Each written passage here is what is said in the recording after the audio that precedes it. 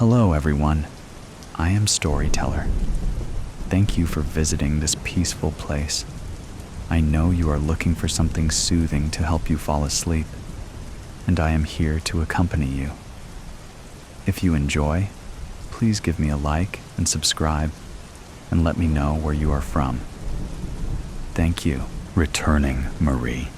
Now, before I say anything else, I just need to establish that I am not mad. I have every reason to be mad, but I'm not. I'm not mad. I've never been less mad than I am right now, even though I have every reason to be madder than I've ever been in my life. To the best of my recollection, you were not working here when I came in on Sunday. I'm sure I would remember somebody with as many piercings as you, especially with you being such a young lady and all.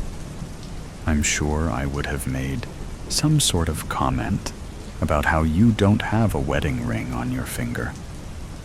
And that's probably due to all those cartoons you've chosen to imprint upon yourself. No. When I came in here on Sunday, there was a rather old man working behind the counter. I told him I was looking for a rug because my mother-in-law is coming to town, and whenever she comes over, she expects me to put out all the gifts she's gotten me over the years. 18 years of marriage, and she expects to see everything she's ever bought as though my home is some sort of Daphne Rubite museum. That's her name. Daphne Rubite. She tells me it's Latin, but who knows? The woman lies about everything. Why should her name be any different? Anyway, she got me a rug for Christmas last year, and it was so hideous that I kept it outside in the shed. But when I sent my husband, Griff, to go fetch it so we could display the awful thing, he said, it appeared somebody had broken into the shed and stolen it. Do you believe that? Somebody actually wanted that disgusting rug so much they committed a crime in order to have it. Not that there's much in that shed worth anything, but even the bags of dirt would have been a better choice. My word, I came in here on Sunday because I was looking for a rug that appeared similar to the ugly rug that was stolen. But despite this, allegedly, being an antique store, you do not sell rugs here.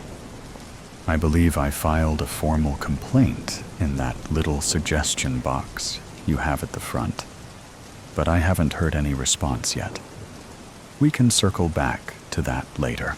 When I expressed my disappointment to the old man working here at the counter, he offered to give me a discount on what he described as a rather interesting mirror.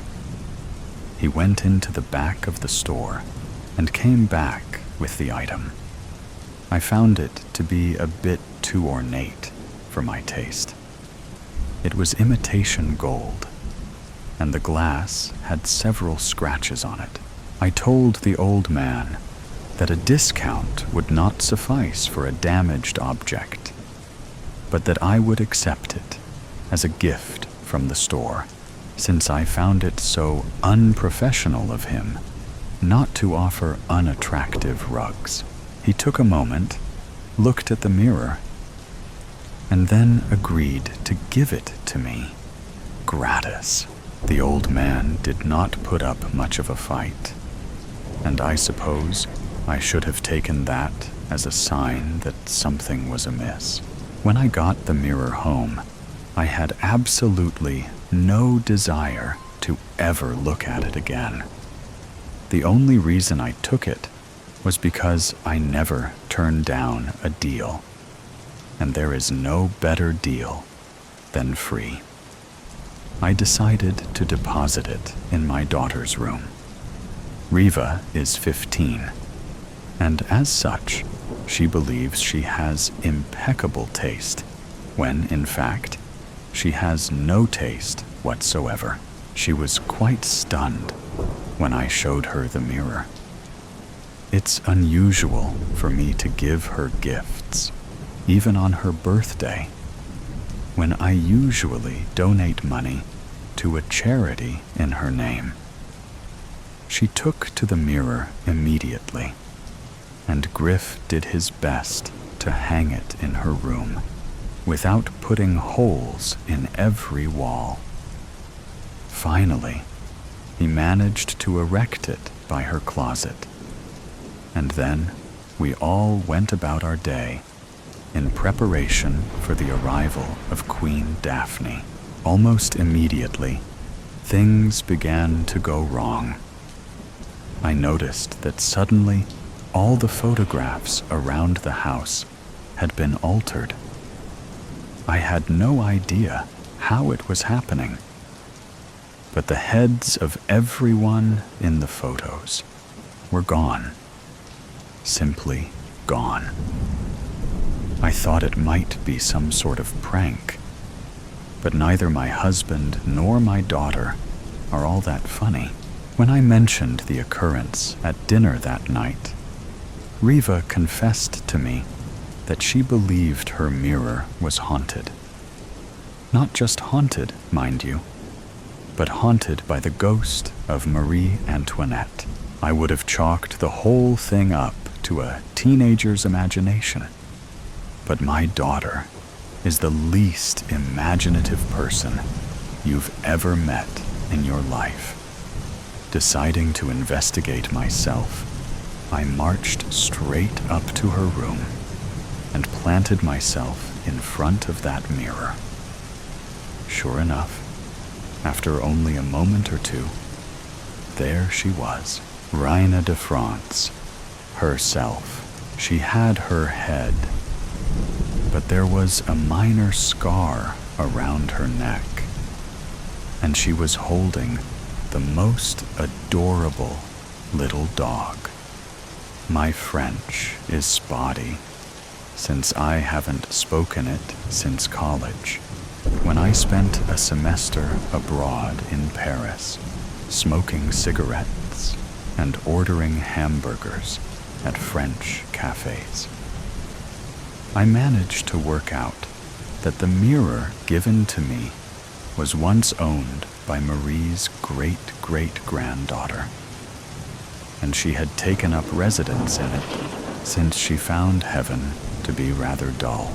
She was the one who changed all the photos, and she said she planned on committing even more mischief for as long as she was in my house, unless I donated her to a museum where she belonged.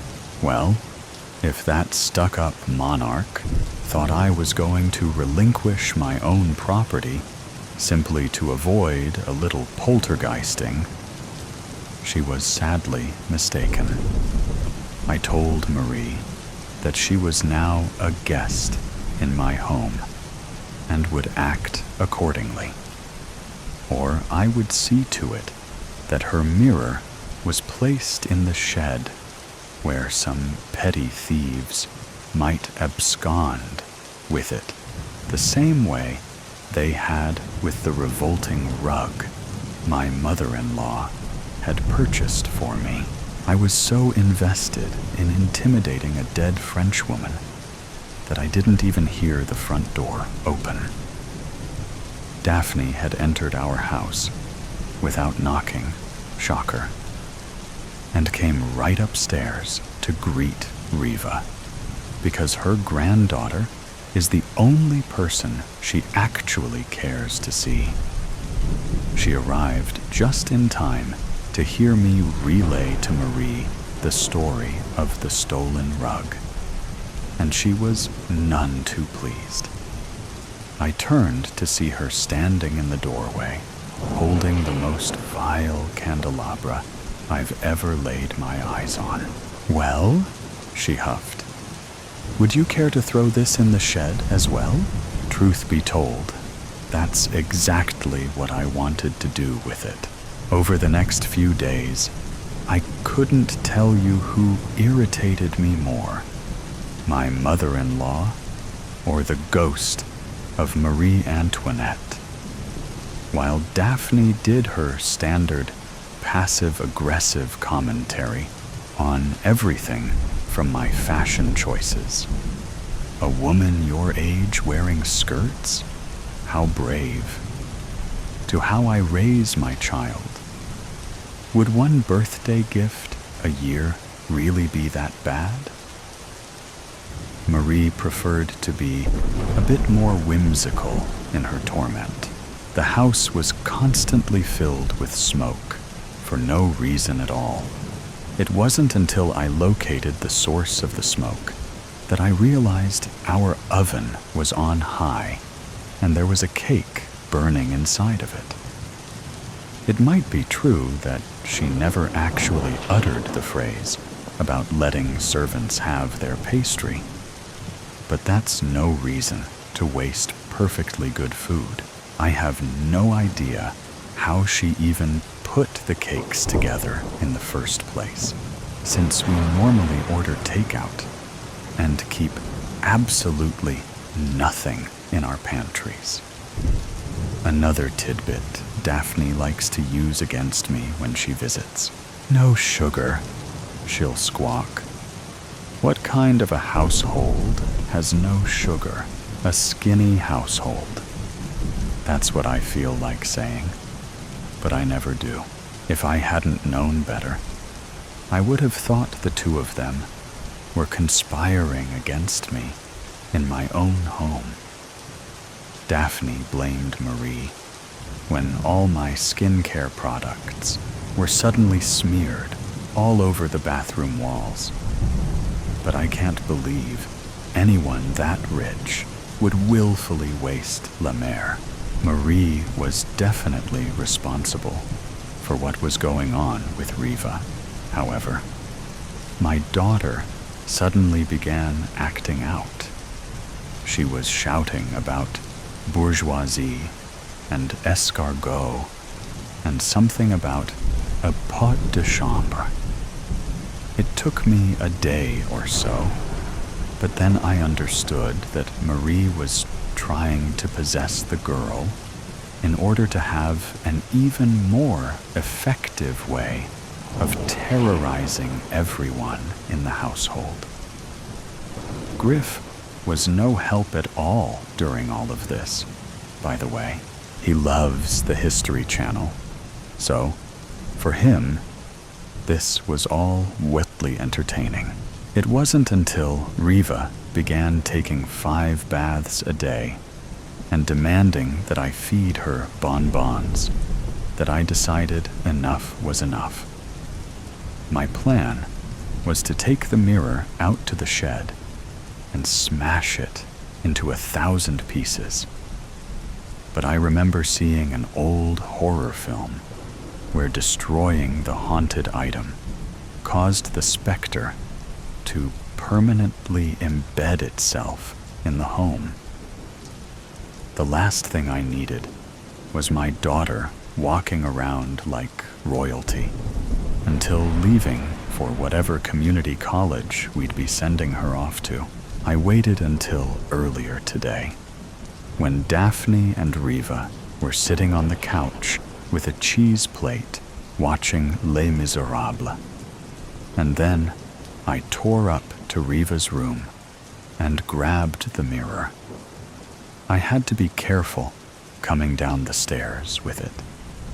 But luckily for me, they were engrossed in the scene where the revolutionaries were being slaughtered.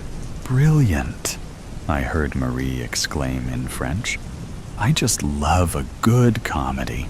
Somehow, all by myself, I managed to get this ghastly mirror into my car and drive it all the way back here. Now, I would like to return it. I would like an apology. I would like 3 free items from this store, all of which I will be choosing. I would also like an assurance that the old man who gave me the mirror is fired. What do you mean you don't have any old man working here? He was very distinct looking. He had bifocals, salt and pepper hair, and his left ear was a bit lower than his right. Surely you must know him, the owner, all right? Fine. So he's the owner. I still want him fired. What's that? When? 10 years ago. And how? A car accident?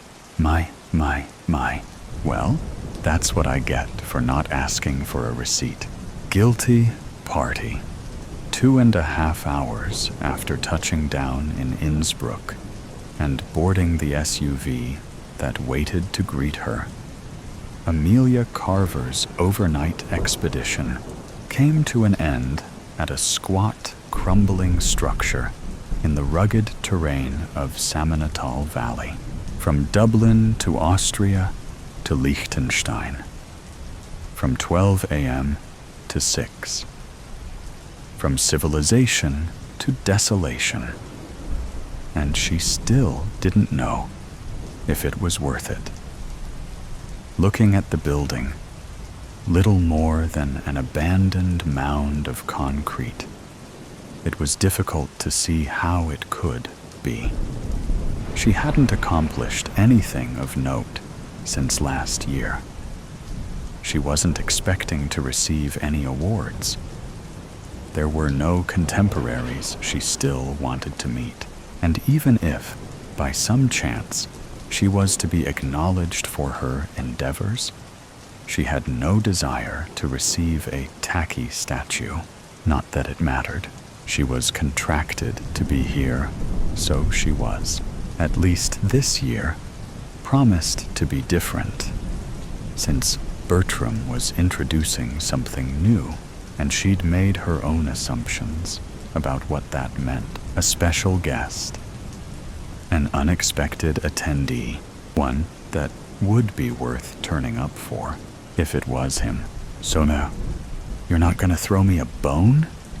She asked the driver, as he stopped by the secret military installation, which has been constructed by Nazi forces during World War II. Not so much as a nod or shake of the head, the driver, mannequin-like in black suit and mirrored sunglasses, said precisely as many words as he'd said since collecting her at the airport. A sum total of 0. Cool, said his fare, adjusting the Venetian half-mask that covered the left of her face before popping the passenger door, the fabric of her crimson gown rustling as she got out. Good talk. Thanks for the riveting repartee. Out of the vehicle, in the pale morning light, Amelia shut the door and straightened her skirt. Gravel spat like an angry rattlesnake as the driver stomped the gas and crunched away. Rude, said Amelia, tottering on heels towards the entrance, a rusted steel door partially concealed by tangled vines. Exactly the kind of place she wanted to spend the first evening of the last month of the year, when she could be curled up watching TV. But here she was, pushing through a squealing slab of history to meet another expressionless brute, who was as conversational as the one who'd dropped her off. Hey, she said, as the passage she'd entered closed around her. Am I last again? I'm always late. Shucks. The grunt showed no emotion while placing a barcode scanner type device against the scar on her neck, allowing a beep to confirm her identity. While he did this, she removed her phone from her clutch and tapped on it to display the invite she'd received, which was also scanned and accepted. Once done, the guard stepped aside, allowing her access to a drape-covered door. "Thanks," Amelia said, maintaining eye contact with the goon while adjusting her breasts. "So, is it true? Is it abyss?" No response. The bouncer flicked his eyes back to the wall. Amelia sighed and pulled the drape aside, stepping into a better lit chamber that she lost sight of immediately when a pair of calloused hands fell over her eyes.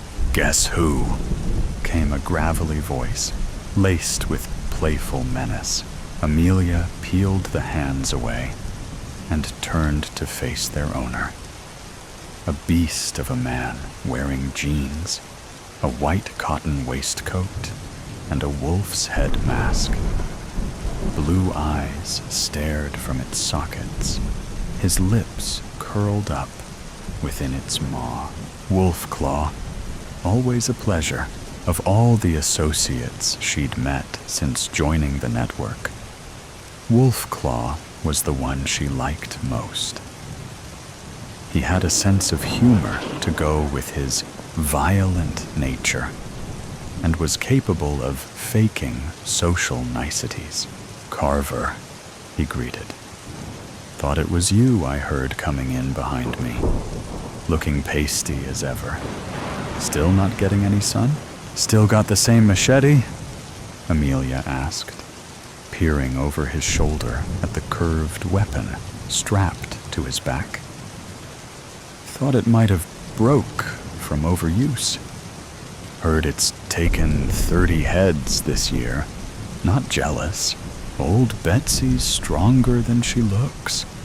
The masked man grinned. "What about you? I remember you saying last year how your kill count was too low. Any success ramping things up?"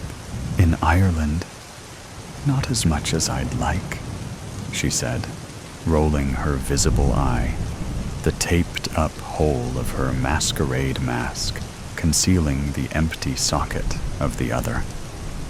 "Came in with a solid 13, 3 more than last year, but shy of the 20 I wanted. An improvement is an improvement, and you are a more discerning kind of killer. Targeting assholes who mock the less fortunate and lack empathy is a task in and of itself. Unless you're starting to feel less philanthropic?" "Nope." Amelia shook her head, turning away from the wolf-headed killer. "If I'm compelled to get my hands dirty, may as well clean some shit up. Anyway, never mind that. We better grab seats if there's any left. Bertram starts on time, and we're late." The interior of the chamber had been prepared for Bertram's event. Rows of chairs arranged before a makeshift stage holding a podium. Spotlights casting shadows on red-curtained walls. The seats were occupied by figures in various states, some in their work clothes, boiler suits, leather aprons, lab coats, military fatigues. Others in more casual attire, some sporting face coverings, canvas bags, chrome constructions, cliched hockey masks, or things that had been assembled from strips of flesh. Some displaying faces not even mothers could love, but all unmistakably killers. "Indeed," said Wolfclaw, following Amelia towards the front, where she'd spotted a pair of vacant seats. "Wouldn't do to be kicked out when I'm in with a chance of best massacre. You deserve an award for that." Amelia nodded.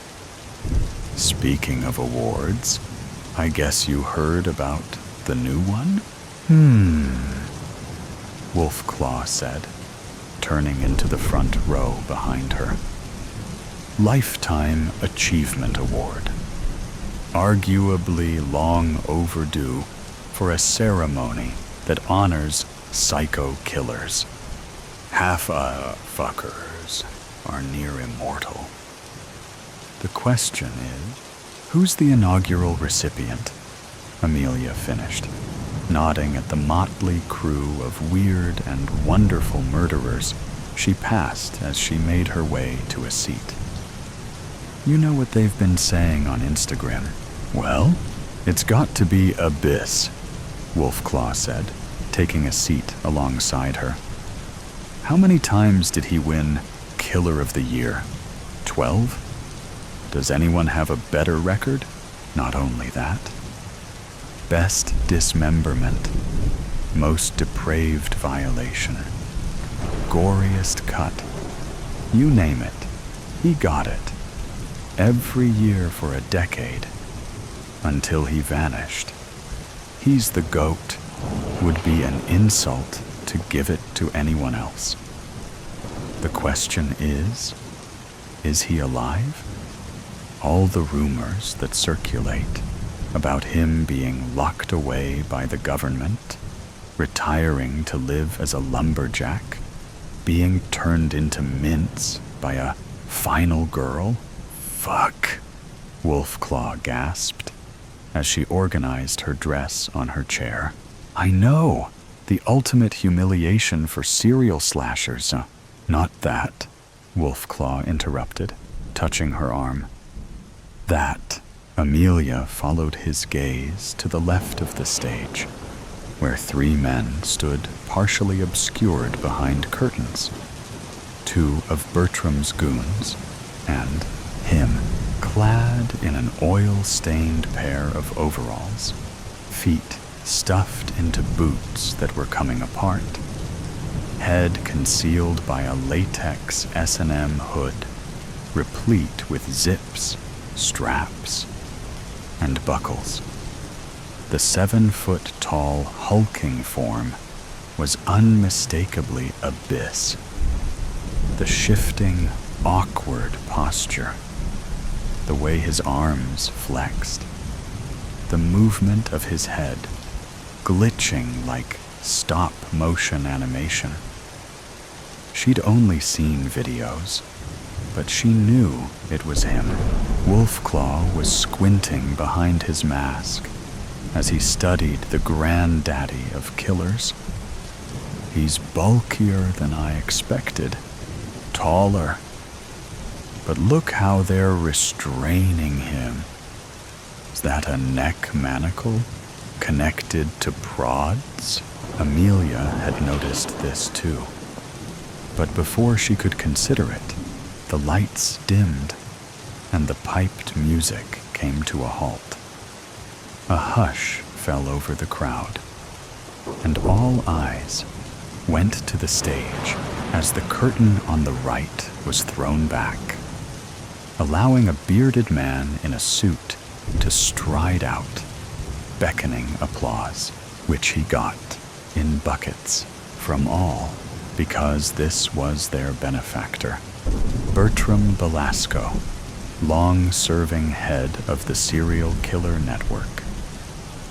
Amelia took part in the adulation as he soaked it up. In the 5 years since he found her and signed her up to his club, she'd come to respect him like everyone else. Being selected was nothing short of an honor. It meant her killer credentials were on point. It meant, despite the exorbitant subscription fee Bertram charged for membership, that she had access to all SK Network resources: anonymity, medical aid, protection, and sanctuary when required. Luckily, she hadn't needed to avail of much yet, being a small fish in the pond. A little treatment for wounds, some hacking to remove her image from CCTV footage. All in a day's work for the network. "Welcome, friends," Bertram said when the applause died down. "Delighted to see you all again. Our venue is a little less luxurious than usual, but there's a reason for that, one that will become clear soon. Before we start, I want to take a moment to say that this year's nominees for our various awards were highly impressive. Kill of the Year, Sickest Mutilation, Most Creative Execution. You've outdone yourselves, and I want to congratulate everyone for their efforts. You've made me proud, and, well, just well done." "Weird start," Wolfclaw whispered, and Amelia nodded. Bertram seemed more somber than usual. "However," he blurted then, perking up as his eyes went to Abyss, "before we get to that," a surprise, a murmur rippled through the crowd, and Amelia felt goosebumps on her arms. "As you know from my invite," their host went on, "we have a special award tonight, and along with it comes a special guest. There's been a lot of speculation online as to who it might be, with one particular name being mooted more than others. Well, I don't want to keep you or him waiting any longer, so let's kick things off with our first ever Lifetime Achievement Award. Won't you join me, please, in welcoming Abyss?" Applause filled the room as Abyss was guided out by the goons. His footsteps as he stomped to the podium were louder than the chants and cheers around her. But why was he secured like that? Was he here against his will? Was he a danger to his own kind? "I know this looks weird," said Bertram, as Abyss was brought to a halt alongside him, quivering as though volts flowed into his neck. But sadly, dear Abyss is not the force of nature he used to be. He's had to keep a low profile these last 10 years. 2 decades as the world's most prolific serial killer is something that can take a toll. He absorbed more pure guilt than anyone before him, and handled it like a trooper. But there's a limit to all things, and 10 years ago today, he reached his. He had to be put away for everyone's safety. Just one more kill would have broken him, released the guilt, and we weren't ready. "What's he talking about?" Wolfclaw hissed. Amelia shook her head. She had no idea, but whatever it was, it had the potential to be epic. As he spoke, Bertram retrieved an award from behind the podium. A grotesque creation made of twisted steel. "For you," he continued, presenting the award to the monster. With gratitude. But this isn't your true reward. A polished lump of metal in your hands is nothing but a weapon. I know what you'd really like is closure. Abyss closed his fist around the award, gripping it like a bludgeon, while Bertram raised an arm and clicked his fingers. Amelia sat up in her chair, watching the curtains at the back of the stage part, and another suited mook wheel out a crate. "This is different," said Wolfclaw.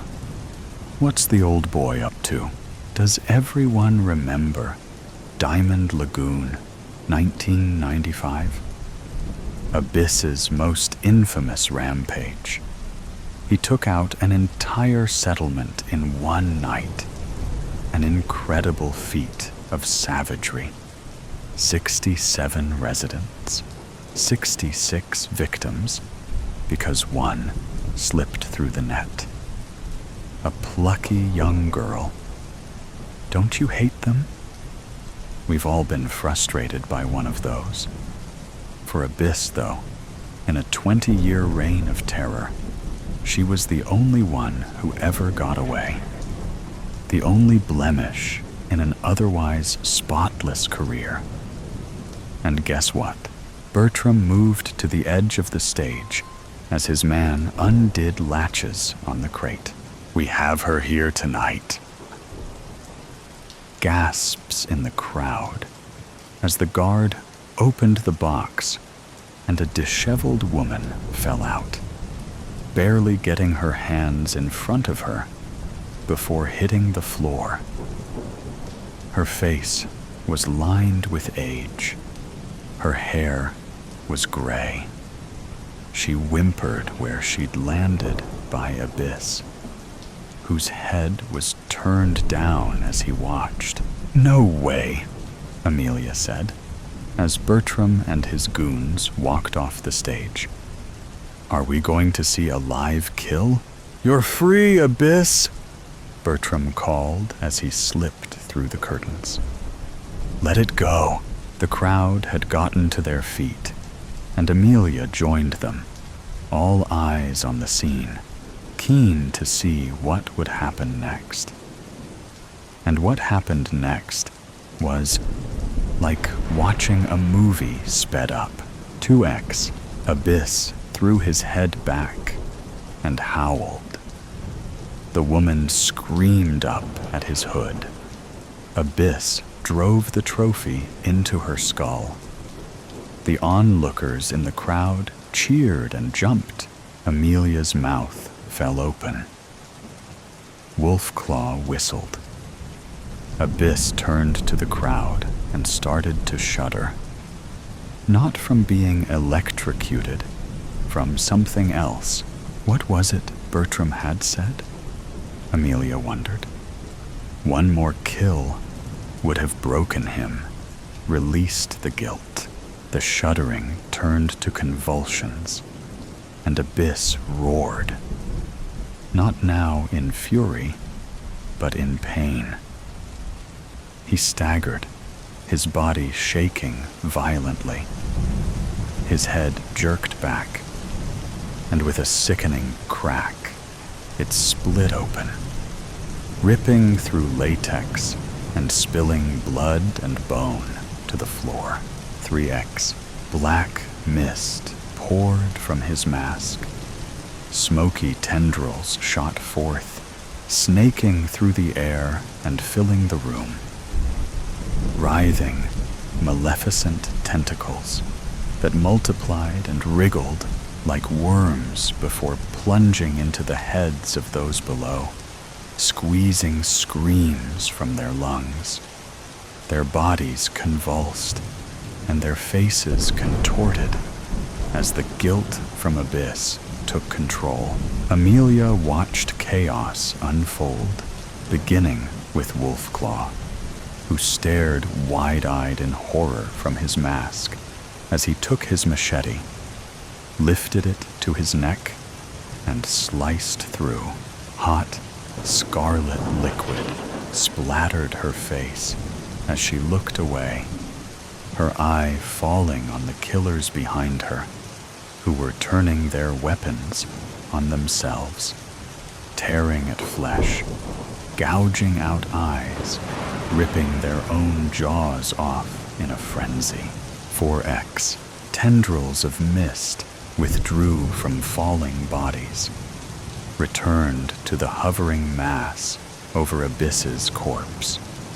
Amelia tottered, unsteady, on heels slipping in blood. The screams were abating. The crowd was diminishing. Not many remained on their feet. Not many continued to be overwhelmed by the guilt of their actions, encouraged by the fingers of mist that had entered their brains. All of their brains, even hers. And that's when she realized she too had been invaded. But she, alone, was still standing, with a tendril of smoke connecting her to the pulsating mass, which was slowly drifting towards her from the stage. Drifting, oozing, throbbing, shrinking as it flowed into her head, filling her mind with images of her victims, bullies, narcissists, sociopaths, bigots, gaslighters, abusers, jerks. Am I supposed to feel bad for killing them? Her inner voice queried. Am I supposed to break under the weight of massive guilt? And that's when someone hit. Pause.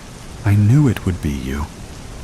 A voice behind her, Bertram's, said, and she turned, the last of the guilt devouring her soul. Thought we'd have more time to nurture your talent, but Abyss's willpower was waning. He was going to release it soon, one last murder or not. And it needed to happen in a controlled environment. It needed to feast after being locked away for so long. And it needed to choose a new host. What is it?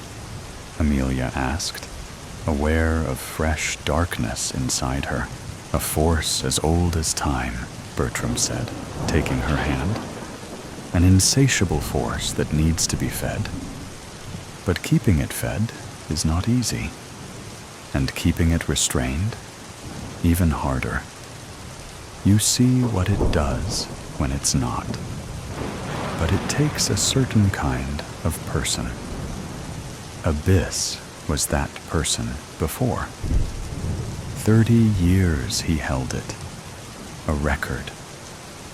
But it fucked him up. He was a discerning killer too, once upon a time, an idealist. He focused his darkness, like you, till he was chosen. What have you done to me? I'm sorry, Bertram said, leading her away from the carnage. As its guardian, I have to oversee the transference. It's never easy, but it's necessary. I do it to keep the world safe, believe it or not. Safe from unstoppable evil. It picked you today because you could hold it. But it's going to change you over time. It will naturally make you more feral, less controlled. A rampaging beast, if I'm honest. But it will also make you a legend, the best of the best. With the guilty conscience fueling you, you'll be Killer of the Year for as long as you want. And the next Lifetime Achievement Award will be yours. Amelia's mind was racing. His words sounded insane, but she could feel it. A growing hunger that demanded to be sated. A hunger that would make her a queen. "Then I suppose I have work to do," she said, her voice sharp, like the switchblade in her clutch. Bertram nodded. "And I've a new network to build. Welcome to your new life, Amelia Carver." "Glad to be here," she replied, accepting a kiss to her hand. "I look forward to carving a fresh abyss. Death in the White Room. In the White Room, always clean and full of light. Death had made itself at home.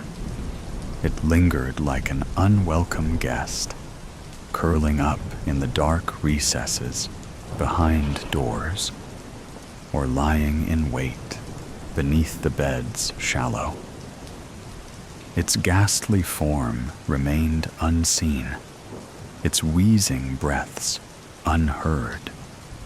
Yet its presence was unmistakable, marked by the foul stench that clung to the air. It was a scent of old blood mingled with lye, and human refuse tinged with a sharp, lemony undertone. Arthur abhorred the lemon smell most of all.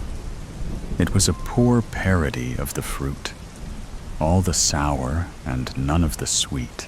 They try to hide the nature of this place. "Fresh paint over rotting wood," he said, his gaze drifting to the one dying beside him. The stranger was no more than a shadow of someone he once knew. A poor artist's rendition of his sister.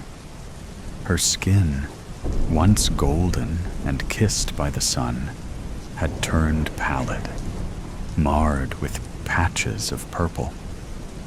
Her hair, once a rich brown, full of life and curls, had withered away to a handful of brittle wisps. Arthur had long forgotten the exact shade of his sister's eyes. Were they brown like mine? Or did they favor mother's green? He wondered, but could not recall. He could lean over this sleeping stranger's body, pry open an eye to see.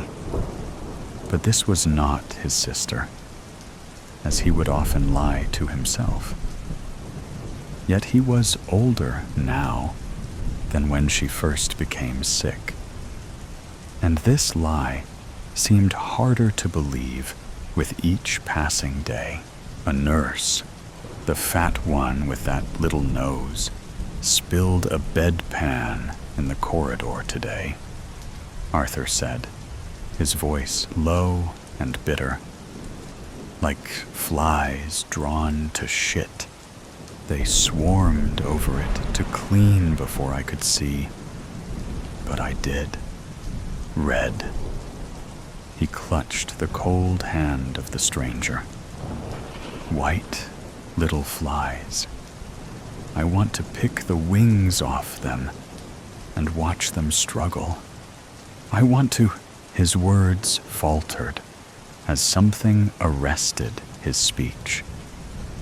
A subtle, almost imperceptible squeeze from the stranger's hand served to both soothe and silence him. The stranger was listening. Was it the cruelty I insinuated, or the profanity that stirred you for a moment?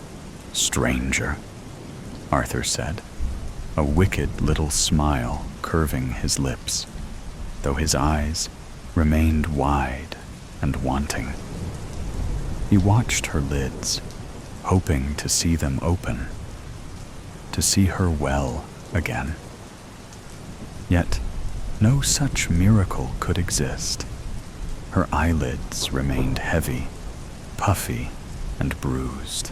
There is a bit of father in me, you know, he whispered. A nastiness. Arthur turned to his left, gazing out of the window at the dying day. A thick wall of cloud loomed just above the horizon. Its underbelly dyed a deep orange by the setting sun, while the tops blushed pink against the purple sky. A seagull had perched itself on the windowsill, its clueless yellow eyes peering in.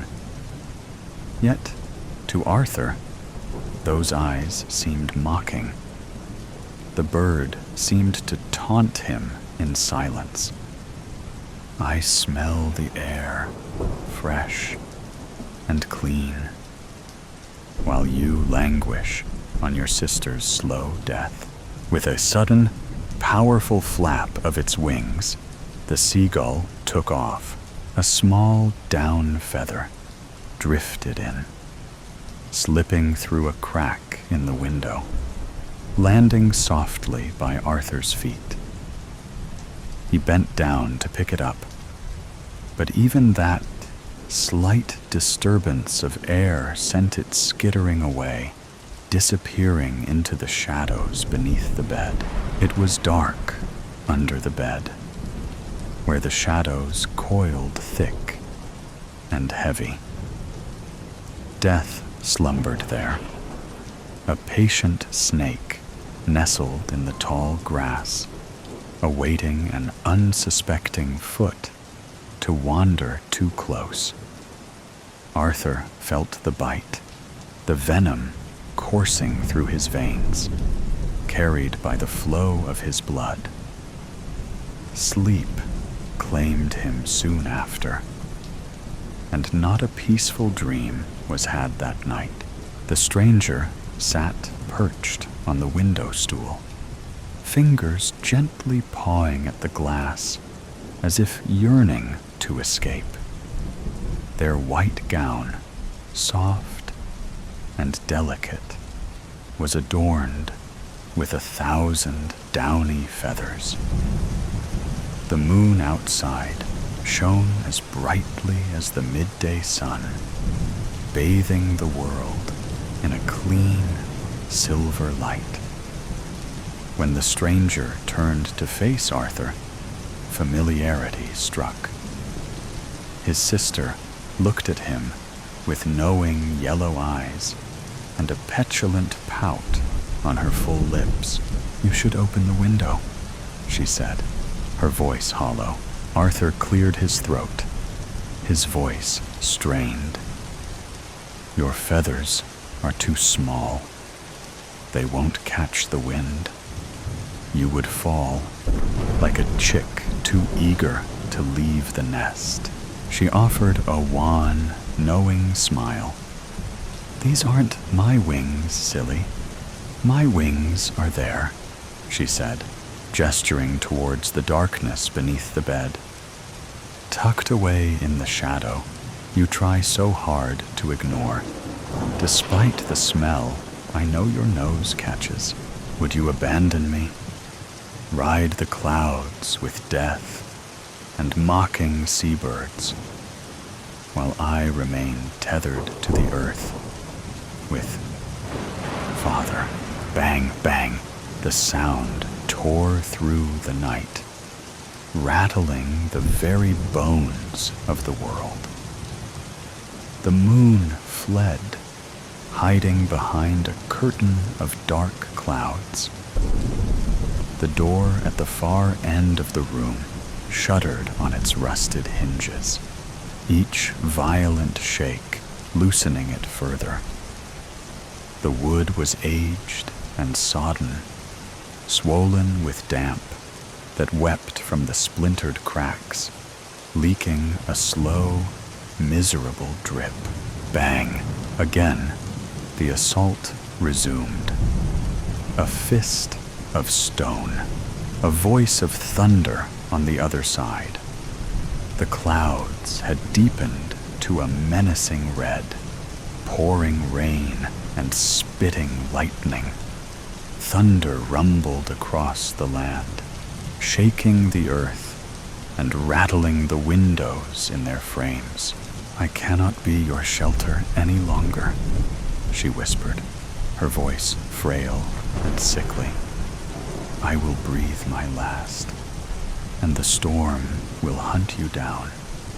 The rain, relentless as it has been to me through the years, will hammer at you with the same fury.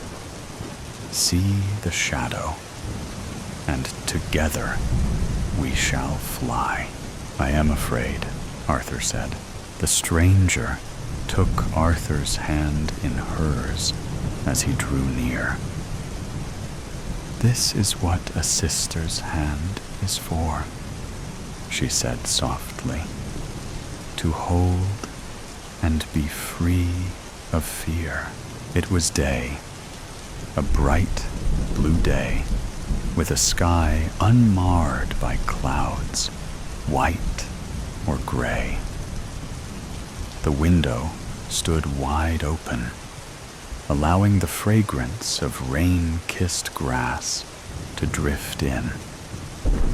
Outside, far below, a throng of tiny white flies swarmed. Bernice. Theme parks are the best. The roller coasters rule. But I didn't want to go into the House of Horrors. It looked dark and creepy, and I knew it was full of dead things and madmen, like the pictures on my dad's scary videos. That kind of stuff made my insides squirm and threaten to erupt buckets of puke. But Bernice had the tickets and me by the hand, and she was dragging me along and wouldn't stop. What was I supposed to do? Sit down and cry? I'd look like a baby, and Bernice would laugh. It was the first time she'd talked to me, so I didn't want that. Instead, I let her lead me to that dirty, gray building with the gargoyle-covered, finger-like spires, which rose into the cloudless, midday sky like a giant, concrete hand waiting to grab us. My feet dragged. The ground felt like quicksand. But Bernice kept me out by moving fast, getting us to the looming mansion, safe and sound. I said nothing when she handed the tickets to the bored-looking teenager wearing a Raiders of the Lost Ark t-shirt who was manning the booth. I said nothing when he complained we were too young, but it was okay if we really weren't scared. I said nothing when Bernice told him our parents said it was fine and pulled me through the thick sheets of plastic that hung like strips of flesh in the open door. I could still feel Dad's hand on my shoulder, nudging me on like he had towards Bernice. It was like I was being carried by that same momentum as I stepped forward into the darkness. And then, there I was, in a haunted house in Pleasure Beach, in Blackpool, holding hands with a girl from Northern Ireland. And I couldn't really believe this was me. Because if there was one thing I hated more than monsters, it was girls. Or at least, that's what I thought. Just a few minutes earlier, I'd been eating a burger at a white plastic picnic table on the veranda of the theme park family restaurant, sitting on a wobbly chair and slurping Coke while acting out a battle with my Star Wars toys. That's when I spotted the girl from our hotel, watching me from her seat a few tables away. It made me splutter Coke all over my Goonies t-shirt, because I hadn't expected to see anyone I knew here, so I hadn't been holding back on the sound effects. I tried not to go red as I looked away, sliding Vader and Luke into my lap. But I was glowing with embarrassment, so I failed. Like me, she was eating lunch with her family at one of the flimsy tables crammed into the packed restaurant courtyard. Like me, she was also trying to entertain herself while her parents babbled on about nothing, taking forever to finish eating and wasting precious attraction riding time. Except she was doing it in the less embarrassing way of juggling tennis balls. I knew her name was Bernice because that's what her sisters called her in the hotel lounge every evening, where I read Spider-Man comics and she juggled. She made those balls go so fast, it was hard not to sneak a glance. She never even dropped one, and mostly, she wasn't even paying attention to what she was doing. I tried not to care. I tried not to think she was cool, with her straw-colored hair tied up in pigtails and those freckles on her nose that were kind of cute. But she kept catching me watching, which was annoying. It made her stupid. Older sisters giggle, whisper in her ear, and laugh. I knew they were talking about me. It made my cheeks tingle and burn, so I had to get up and leave the room. I always looked back as I did, and she was always staring after me, and now she'd seen me playing with my Star Wars toys. And for some reason, I felt really dumb. I didn't want to look at her again, with my red face and Coke-stained shirt. But my head wouldn't stop, and when it turned, I got a horrible surprise. Bernice wasn't at her table anymore. She was standing right there beside mine, a tennis ball clutched in each hand. "Hey, my ma'am gave me tickets for a ride. Are you coming?" "What? Are you coming on a ride with me? I'm bored." "Go on, Kev," my dad said, nudging me out of my seat and pushing me towards her. Luke and Vader fell from my knees and hit the flagstones. "You kids go ride the Chair O planes. We'll be finished when you get back, and we'll do another roller coaster." I didn't have time to retrieve my toys, and I didn't want to be seen doing it anyway. They were my favorite ones, and I didn't want to lose them. But suddenly, Bernice's eyes and smile seemed more important. She stuffed her tennis balls into the pockets of her jacket, then grabbed me by the hand, and we were off, weaving our way through the tables and crowds out of the restaurant, her sisters staring after us, sticking their tongues out and making kissy noises with their lips. And that was that. Except Bernice didn't want to go on the Chair O planes. And now I was in what looked like the dirtiest of dungeons, with plastic skeletons jiggling on the walls, dim red bulbs barely illuminating the hall. and the sound of recorded screams filling the air. My heart pounded like it was trying to break free, my breath catching with each shadow that stretched from the walls. The darkness seemed to tug at my limbs, squeezing tighter with every screech. I didn't like the plastic vampire sucking on the neck of a mannequin. I didn't like the wax werewolf with its snout stuck in the entrails of a scarecrow. I didn't like the life-size, glowering Jack the Ripper, blocking our path with his blood-stained knife. It wasn't just that.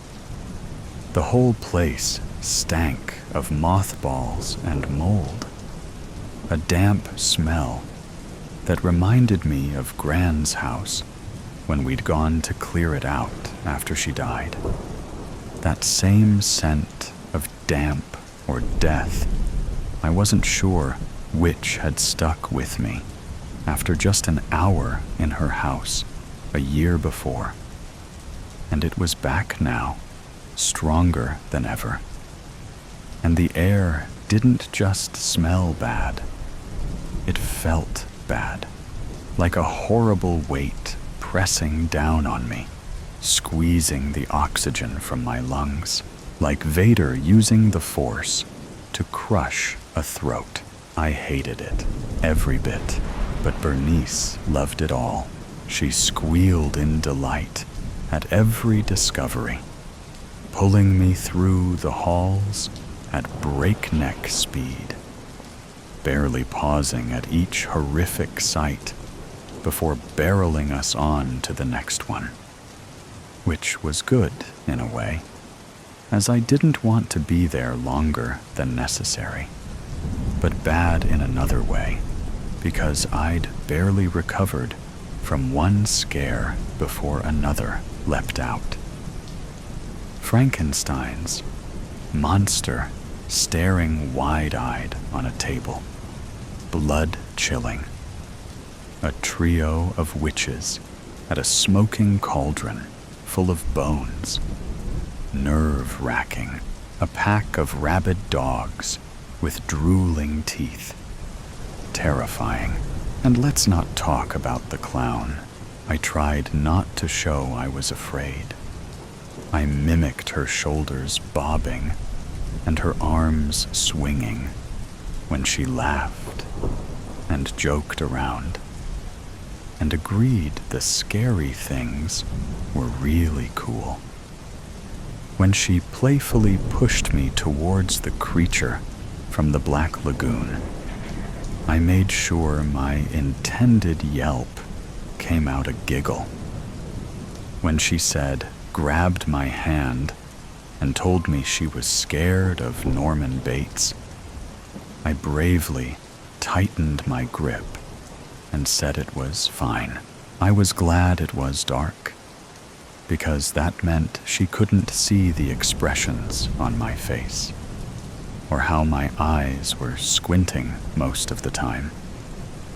I was gladder still when we rounded a final corner and saw the word exit. We were almost out. It had seemed like an age, but was probably only 5 minutes. Somehow, I'd made it without peeing my pants, and she had no reason to think I was a baby. With luck, she might even have forgotten Star Wars, and that's when it all went wrong. My ball, she gasped, releasing my hand to search in both her pockets. I lost one of my balls. Oh no, I replied, looking at the floor, hoping I'd find it. When did you lose it? I don't know, Bernice snapped, knocking me against the rickety wall as she pushed past. That's a stupid question. If I knew that it wouldn't be lost, I'm going to find it. She didn't wait for me to answer. Didn't wait at all. just ran back into the corridor we'd come out of and disappeared. "Bernice!" I shouted, and my face tingled when I said her name aloud. "Wait!" She didn't.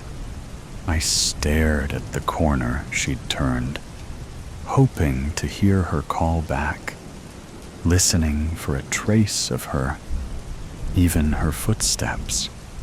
But the wails from the speakers seemed to be getting louder and louder, seemed to be laughing at me now. I turned the other way and looked at the exit ahead, green letters glowing in the darkness, which seemed even darker now I was alone. For a second, I thought about running, getting out of there and waiting outside. For a second, maybe two. But deep down, I knew I couldn't do that. I didn't want her to think I was a wimp. Being brave was somehow important now, but it wasn't the only reason I decided to follow her. I wanted to make sure she was okay. Dad would have been angry if I didn't. If I'd left her alone and something happened. I'd heard him say to Mom how he hated himself for not visiting Gran more often, for not making sure she was okay. Bernice wasn't my friend, but she could be, and friends wouldn't leave each other alone. Not in a place like this, even if the threat was all fake, especially because the threat was all fake. So back around the corner I went, straight into the arms of the skinned alive man who reached for me from an alcove in the wall. I didn't make eye contact with his lifeless wax eyes because he looked bloody and hideous, and I hated him. I moved on, walking faster, retracing my steps through the corridors, peering into the darkness at the shadowy figures that lurked there, trying not to see them if they weren't her. My heart pounded faster. My feet moved quicker. The screams, laughs, seemed to grow louder the further I went. I started to imagine that some of those screams might be hers, that some creature made of wax had somehow grabbed her. And then I was running, starting to panic, taking a corner too fast, yelping when I ran into monsters. "Watch it!" One of them, with stringy hair, shouted, putting an arm out to stop me. "You shouldn't be here, you little dweeb. Where's your mother?" It didn't take me long to realize they were just a couple of teenagers, a boy and a girl, both with long hair, holding hands. Still, I ducked under the outstretched arm and ran past them. I don't know why. I should have asked for help, or even asked if they'd seen her, but they were teenagers. They wouldn't have cared. Coming around the next corner, I saw two things that stopped me in my tracks. The first was the naked old man in the bathtub, with his black eyes and bath cap, stubbly beard, and thin, bony arm in the air, holding a long-handled scrubber. This one wasn't a monster, not any I'd ever heard of, but somehow he scared me the most. I hadn't been able to look at him the first time around, had kept my eyes glued to the floor while Bernice giggled and peered into the bath. This time, I had to look, because the second thing I noticed was the tennis ball he was holding in his outstretched hand. "Bernice!" I hissed, gulping as I stepped towards the bathtub. "Are you there?" Screams, screeches, shrieks, and squawks from above. I moved closer, keeping my eyes on the tennis ball and not on the face of the man. He wasn't real. I knew that. He was made of wax. He couldn't hurt me. He couldn't do anything. He couldn't move. So why was the ball in his hand? And why was Bernice in the bath? It took me a second to understand what I was seeing. Bernice, lying face down on the smooth surface of wax that was meant to be water, from which the old man was rising up, her short auburn hair fanned out around her head, skirt hitched up around her knees. "Bernice," I whispered again, doing everything I could not to cry. "Are you okay?" My legs bumped against the rim of the ceramic bathtub. I lifted one arm to reach out. My eyes flicked to the face of the waxwork, which was far too close, its horrible blank gaze boring into me. The red bulb above the bathtub flickered. My fingers touched the top of Bernice's head. Something, arms, grabbed me from behind. And something, voices, screamed in my ears on both sides. I screamed, staggered back, stumbled, and fell to the floor. The flickering light bulb revealed two gangly forms, twisted shapes in the darkness, closing in around me, reached out their arms, making strange, slurping sounds that sounded like kisses. "Gotcha!" laughed one, and I knew straight away who it was. "Ha ha ha, you screamed like a little girl." "Oh no, did you piss your pants?" "Oh, are you really scared? Do you want your mommy?" Bernice rose up in the bathtub, bumping the bulb and making it swing as her sisters danced around me, clutching their sides in laughter. The grin on her lips disappeared when she noticed the look on my face in the swinging light. "That was brilliant," laughed one of the girls, high-fiving the other above me. "Come on, Burr. Ma'am and Dad are waitin'." And just like that, they were gone, racing away from the bathtub and the wax man and me on the floor and Bernice. And that's why I always avoided girls. I pushed myself up while Bernice climbed out of the tub and took back her ball. She had her back to me, and I had my eyes on the floor. She started to walk away, and I thought, good, go. Leave me alone with your stupid straw hair and ugly freckles. But then she stopped in her tracks and looked back. "Sorry," she said, and I looked into a pair of darting eyes. It was my sister's idea. Kind of stupid, kind of. I thought it would be funny. A good prank. But it wasn't. She came closer. "It was nice you came after me. I wasn't sure you would." I blushed, looked at my feet. I just wanted her to go. The screams from the speakers were better company. The lifeless creations populating the labyrinth were less likely to hurt me. Then, "Are you comin'?" She lifted her arm and held out her hand, and I blushed even more and looked up.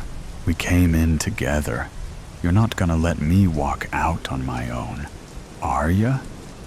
One of the monsters might get me." She smiled.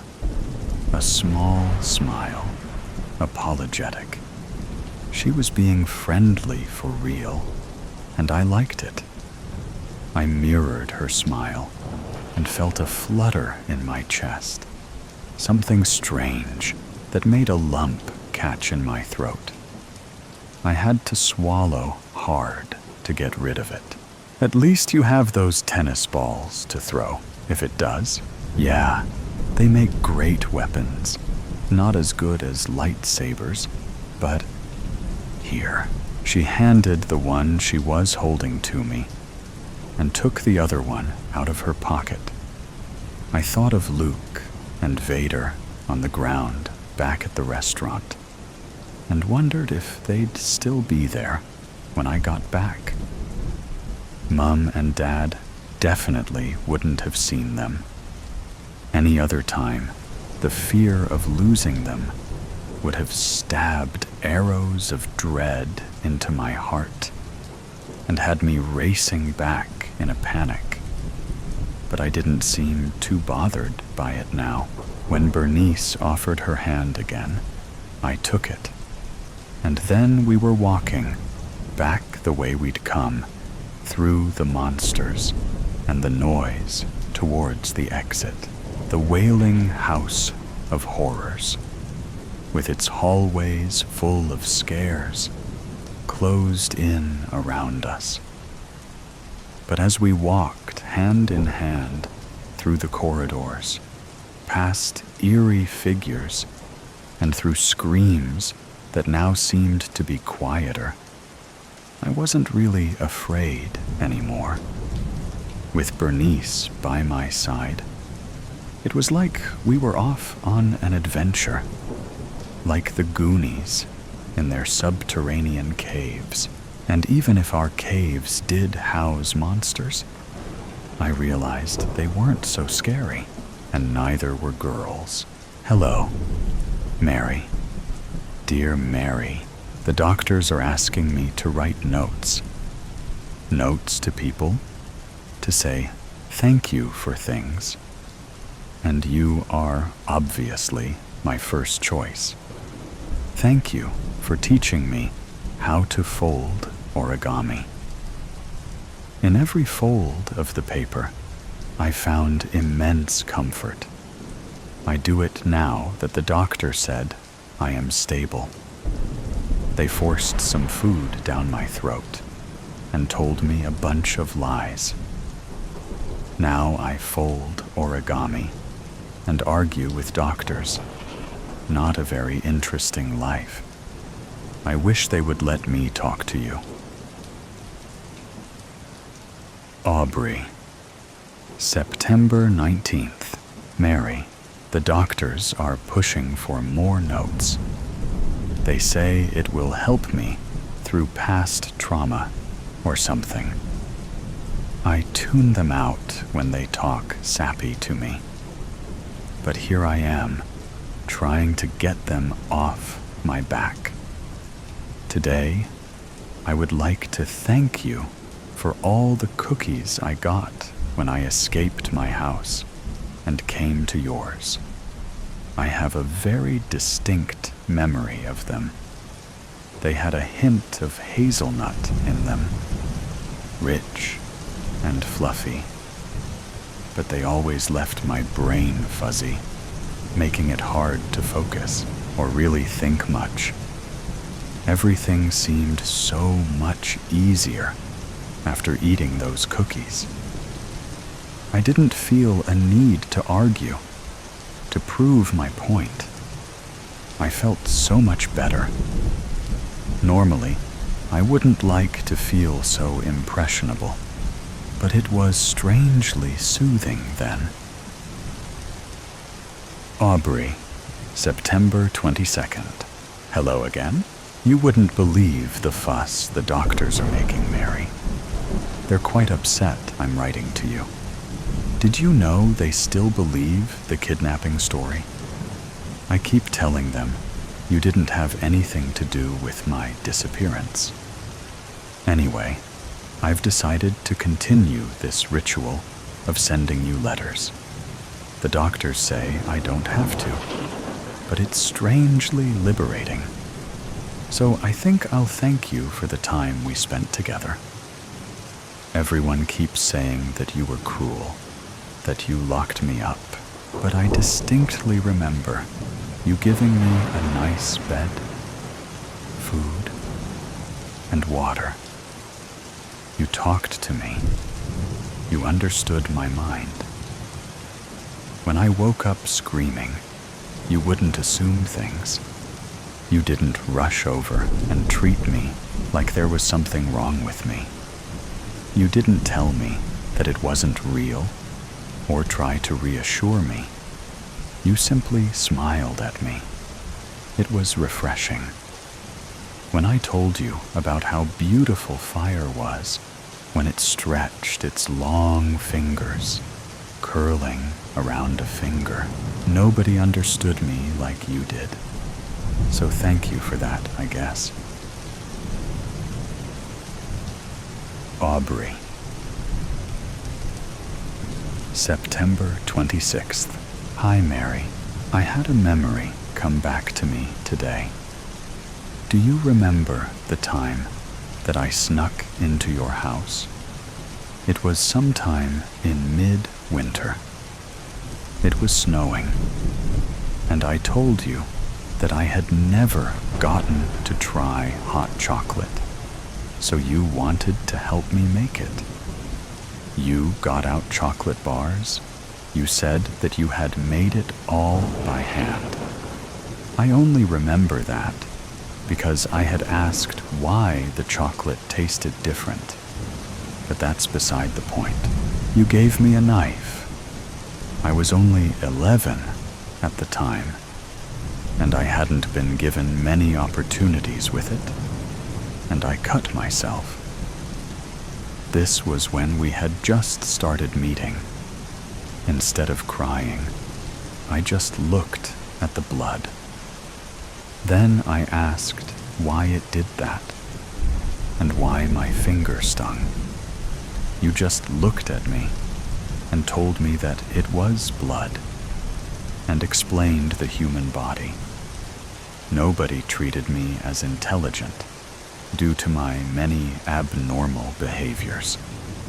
So when you explained the human body and injuries, I was fascinated. I became obsessed with the concept of injury, and you helped explain it. So thank you for teaching me about that. Aubrey, October 2nd. Mary, the doctors keep telling me about my case. Keep telling me so many reasons why I should not be thankful I met you, should not write notes to you. But I don't understand why. They weren't there. They didn't understand everything that happened. They don't understand why you kept me hidden, why you took me away from the world. They keep telling me that being away from reality for so long messed with my memories and my head. They keep telling me, I know it's hard to process, and your brain is making sense of fear in a way that is easier to handle. What happened wasn't like what you remember. You were kidnapped, Aubrey. And Mary wasn't a nice lady. And I keep telling them, no, no, no, no. You don't understand. She was a nice lady, a very nice lady. She taught me lots of things. She was nice, nicer than lots of people. And and they keep telling me no. No? No, no, no. And I can't stand it. They keep using words. Words I don't like. They used the word abuse, torture. If it wasn't for you, I would have lost my temper already. So today, I would like to thank you for teaching me patience. When you kept me away from everyone, you taught me lots of things. You taught me to be patient, for one thing. And even though I wasn't always the most comfortable, I'm better off now. I can sit in a quiet room for hours without doing anything. I can wait and wait without ever getting impatient. Although the doctors are saying that my comfortableness in isolation is not patience, it is a response to trauma. But I know they're wrong, so thank you for teaching me patience. Aubrey, October 6th. Hello, I'm getting tired of these people telling me things about you, Mary. They want me to stop writing to you, and I'm getting frustrated. They told me that you were mean, that you hurt me. But you never hurt me that bad. You were just trying to teach me. I asked you to teach me. That's what it was. It was always that. They keep telling me lies, so many lies. And I'm starting to have nightmares. They tell me horrible things. They say that you tied me to a bed frame because you were mean.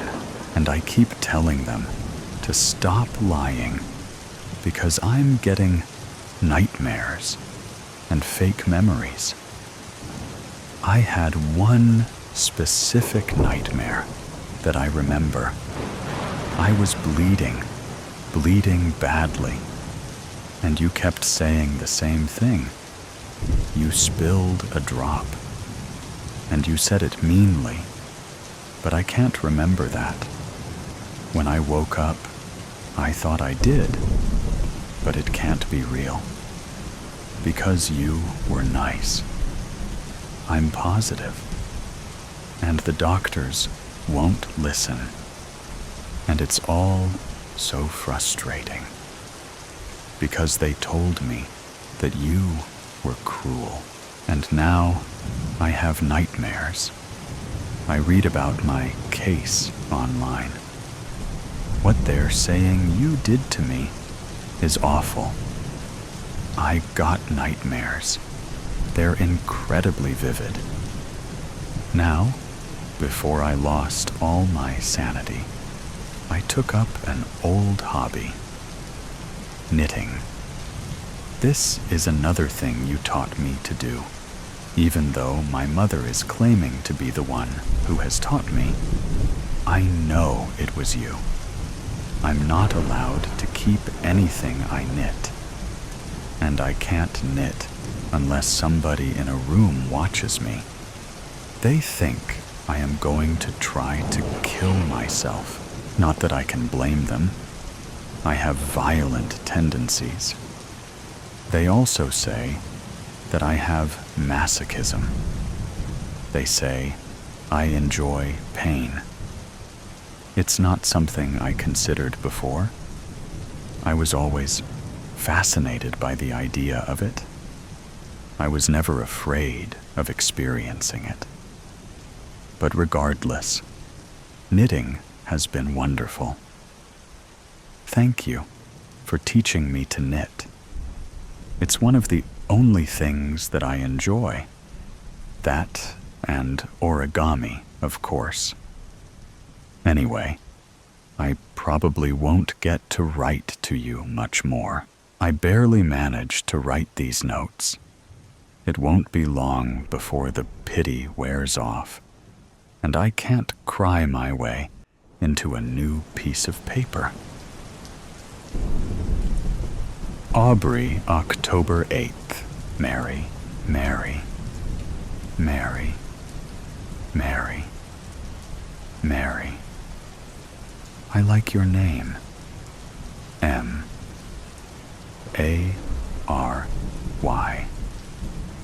Something soothing about it. I'm sure that this will be the last letter I write to you. And not because I can't get more paper. The doctors have decided that I cannot be trusted. Even though some of them say that I'm remembering.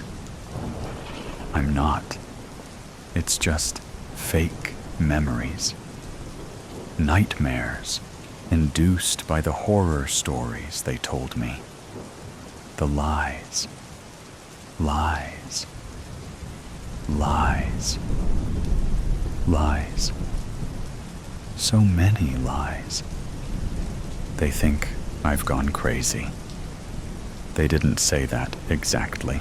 They think it's from trauma. Trauma.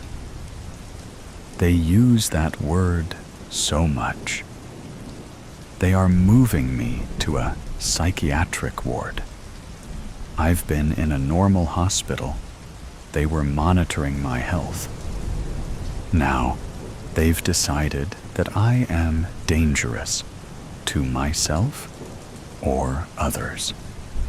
In their defense, I have become worse at hiding myself.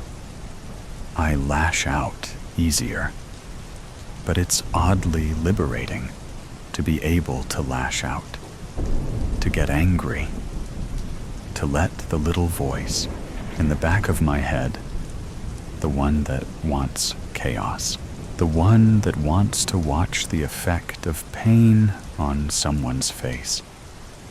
You taught me that. You showed me how happy you were when you let the little voice in your head have more influence. They don't think it's the voice in my head. They think it's the trauma and the 12 years that I spent missing. The, as they say, damage Mary inflicted caused it. So, that's what I have to thank you for today. Thank you for showing me that it's okay to be crazy sometimes. Other people's screams will stop. But mostly, thank you for giving me an excuse. The girl who was raised better, the one who has no reason to hurt people, gets more disgusted looks than me. Little me got in trouble when I hurt others. But the psychotic, traumatized girl who was kidnapped and tortured for 12 years gets a free pass. Goodbye, Mary. I'll miss you, even if I'm not supposed to. Aubrey interrupted. Her eyes popped open. Someone had their lips on her mouth, kissing her. Okay, kissing. She let her eyes drift shut to enjoy the sensation. It must be her mate. What? Wait. No. It can't be. She had the overwhelming need to cough. She couldn't help it. She coughed, turned her head to the side, and coughed. And, ew, that had to be a turn-off. She spewed out even more. Poor fellow, trying his best to make passionate love to her, coming in again to close his mouth around hers, just got spit on instead. He turned her towards him and patted her back. There you go, Your Highness. Good job. keep spitting it out. You're coming around now. You'll be fine. Good. Good. She kept coughing and sputtering. What? Why? Who are you? What are you trying to do to me? Why are you kissing me? Get away from me. You can't be. She raised her arm to take a swing at his smoochy face, but he was faster and already had a firm grip on her wrist and had it under control. You are okay now.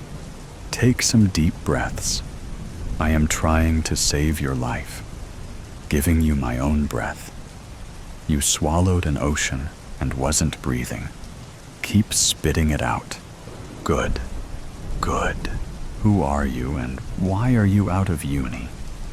Why are you out of any... I thought you needed it more than myself at the moment. Seems you lost most all? She looked down at herself, seeing only a flimsy sheet covering her nearly naked body. That means he must have seen her. All of her. Maybe we can discuss this after I try to save his life. He pointed at a lifeless-looking body nearby. She tried to watch as he bent over the body and started making kissy sounds over and over again. She thought he must be trying to force air into the man's lungs, exactly as he must have been administrating to her lips. She brought trembling fingers to her lips, remembering the connection.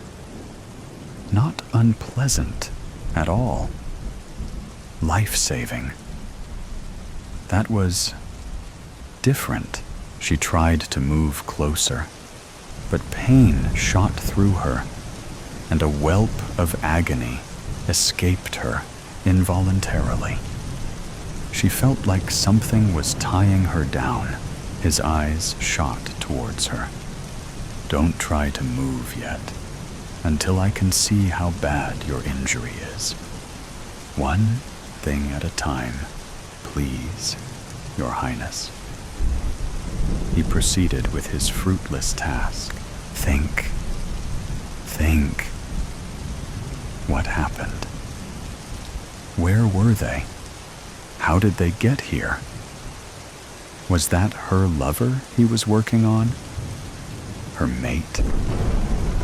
She didn't see how it could be so. He didn't survive. The coupling, did he? No. Not one ever had before.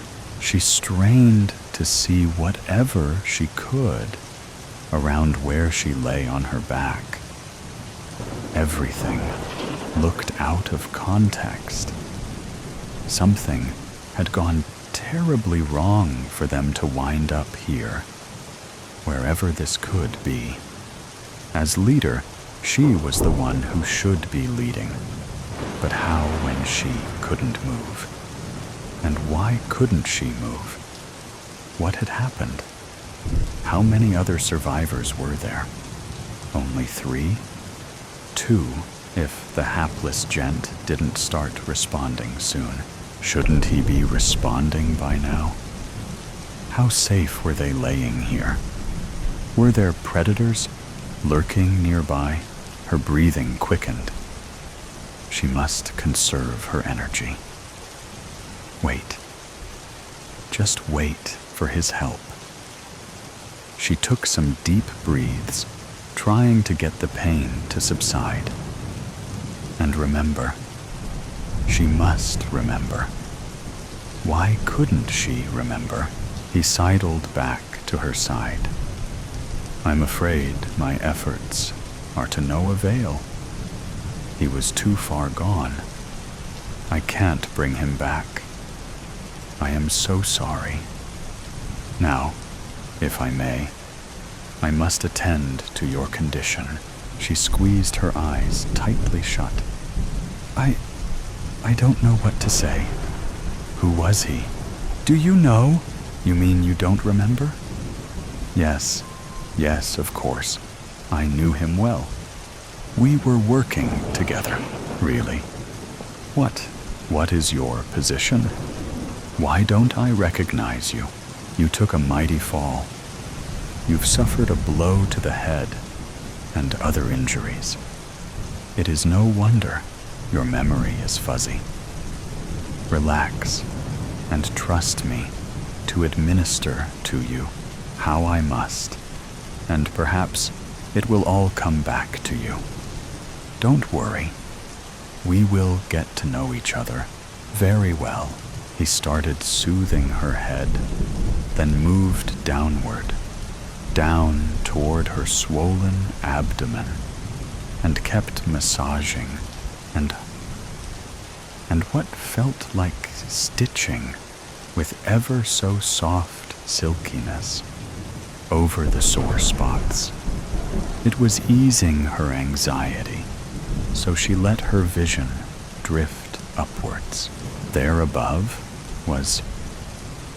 What was that up there? Was it night or day? Something way above was blocking out the light source. It seemed heavy, with intricately crossed sections, creating a structure for support. She was peering at the underside, the side that was decorated with shimmery, delicate webs. Webs? Yes, webs. Her queendom of webs. That's where she fell from. That's where she belonged. It was all coming back to her. Betrayal. Her lover. Her chosen mate. Every detail was well planned. He had brought her an enticing offering of soft-bellied beetle. They had started enjoying it together. She was willing to share. She was no longer ravishingly hungry. He entertained her with a skillful courtship dance. He had been so good-looking and such a virile choice. She had no intention of cutting the ritual short. It was going to be an awesome night of mutual copulation, maybe even multiple times. They were both going to get lucky.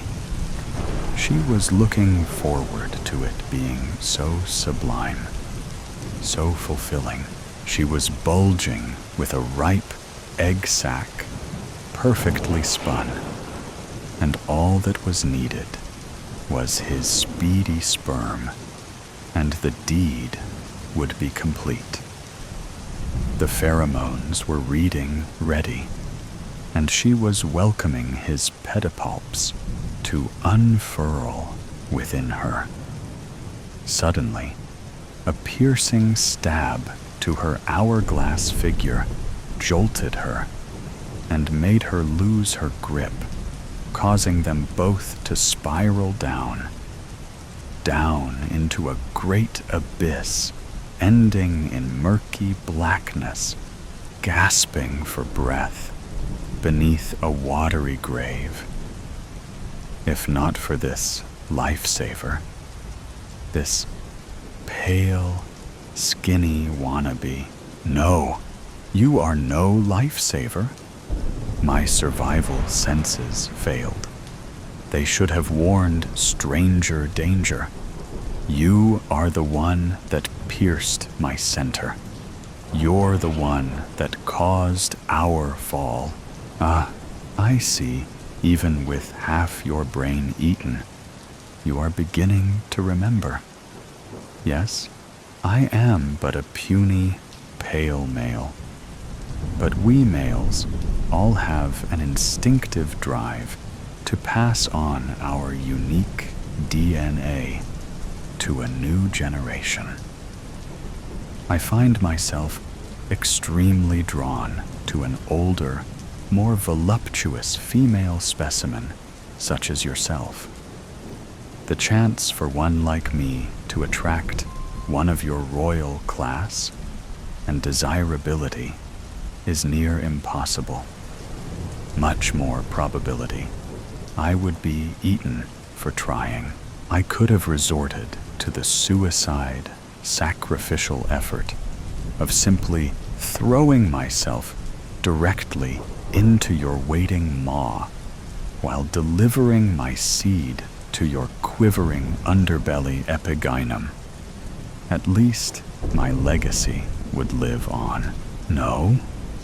Instead, I chose to work with Mr. Big Strong Brown Body and let him take the risk of your rejection and act as a distraction for him. He was actually faring pretty well for a first-timer. He was ready to take the plunge before I rudely interrupted and beat him to the punch, so to speak. So, yes, my pretty, it is my heritage your precious sack will carry. I will guard it with my life now, after I hoist it back to the rafters above. I assure you, the coitus has been captivating. The bonds that bind your legs have obviously left you spellbound. Strictly a self-preservation tactic. I have plugged your riveting receptors so no other male can have the pleasure. But it wouldn't matter anyway. Your lover's guts gave me the fortitude to get you prepped. Now, I'll have to devour you, my sweet, to have the nourishment necessary to complete the hefty job before me. I admit mating with you has provided ecstasy beyond compare. I will cherish the memory. Once I'm finished wrapping our fertile sac in silk for transport, I'll dive into your attractive red hourglass figure to feast on that tasty, shiny black buffet of bulbous abdomen you brandish about so temptingly. Sure, I stalked you. I wanted you. You would have devoured me. I planned. I betrayed a friend. And I have been victorious. So sorry, Your Highness. But what would you expect in this mate-eat-mate world of ours? Suddenly interrupted, a tiny finger pointed their way. Do you? Daddy, what is it? Screamed a little girl carrying a pink child-sized fishing pole to her father as she sludged through the muck in her purple polka dot goulashes under the bridge, heading toward their favorite fishing spot along the river. Looks like a nasty black widow spider, sweetheart. We don't want that around here. Daddy smashed the heel of his boot down on the unfortunate, melodramatic scene unfolding on the bank and twisted it all into the mud. The twisted end. Tallow. I spotted the village from the train window. It emerged from gray fields, its houses crooked upon the short slope of a hillside. Tallow, that was its name, possessed a certain genus, as if it longed to be forgotten. A manor, with its many wings and porticos, loomed over the houses from the hill's peak. There were few signs of life when I exited the train. No one walked the streets, and all the curtains were closed. It stunk of old cabbages and sulfur. In the distance, children played, but no school or playground existed in the village. The hotel keeper was asleep when I entered, her chin slumped upon her chest. A pair of reading glasses, hanging from a string of pearl-like beads, rested upon her chest. I felt rude ringing the bell, but even when I did, it took several trills until she woke up. She weighed me with a single glance. "You're the guest," she said. "I should hope so," I said. Immediately, I regretted the joke. She slid the key across the reception desk with disdain. "There's no breakfast now," she said. "You'll have to wait till later if you want to eat anything." In the lobby, the rack was dense with coats and hats, boots lined up alongside the wall. Despite this, while climbing the stairs and searching through the labyrinthine corridors for my room, I heard no one. Aside from myself, the hotel was unoccupied. My room was the bare minimum: a single bed, a wardrobe for 3 shirts at best, and a portrait, sun-stained, of some once green forest. I had come away to write, and for the first 3 mornings, this was what I did. After consuming a breakfast of runny eggs and bacon, cooked up reluctantly by the hotel keeper, I came upstairs and sat for an hour at my desk, doing little of anything, before heading out for a walk. Usually, I would arrive back in time for lunch. Then I would try again to write, fail, somehow more miserably, and head out for yet another walk. At first, my walks avoided the manor on the hill. I walked instead through the dead fields surrounding Tallow, seeing little more than a few bony horses and the occasional abandoned tractor. A drought had been scouring the south for some months. Occasionally, in the far distance, you would see someone standing outside their house, hands on hips, looking towards the cloudless sky. It seemed you could not get away from the manor wherever you walked. Its windows followed you across fields and into woods, over streams and up hills. As time wore on, my walks seemed to draw closer to it, until I trespassing upon the grounds themselves. Once, just once, I spotted the groundskeeper, a huge man, a whole head taller than me, with a bag of suet over his shoulder. He nodded with a gnarled intensity and dumped down the bag. I hurried on. "Who owns the house on the hill?"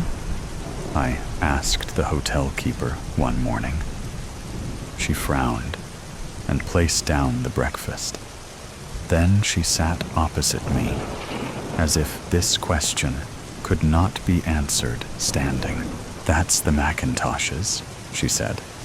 "Rufus, Cordelia, I forget the names of the twins. What do they do?" "They own Tallow," she said. "The town?" "Yes." At night, I began to hear the growl of a motor car.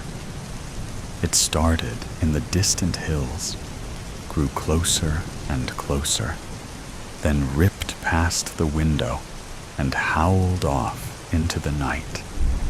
The sound seemed larger than the village itself, as if I could place my arm out of the window and feel the very air vibrating.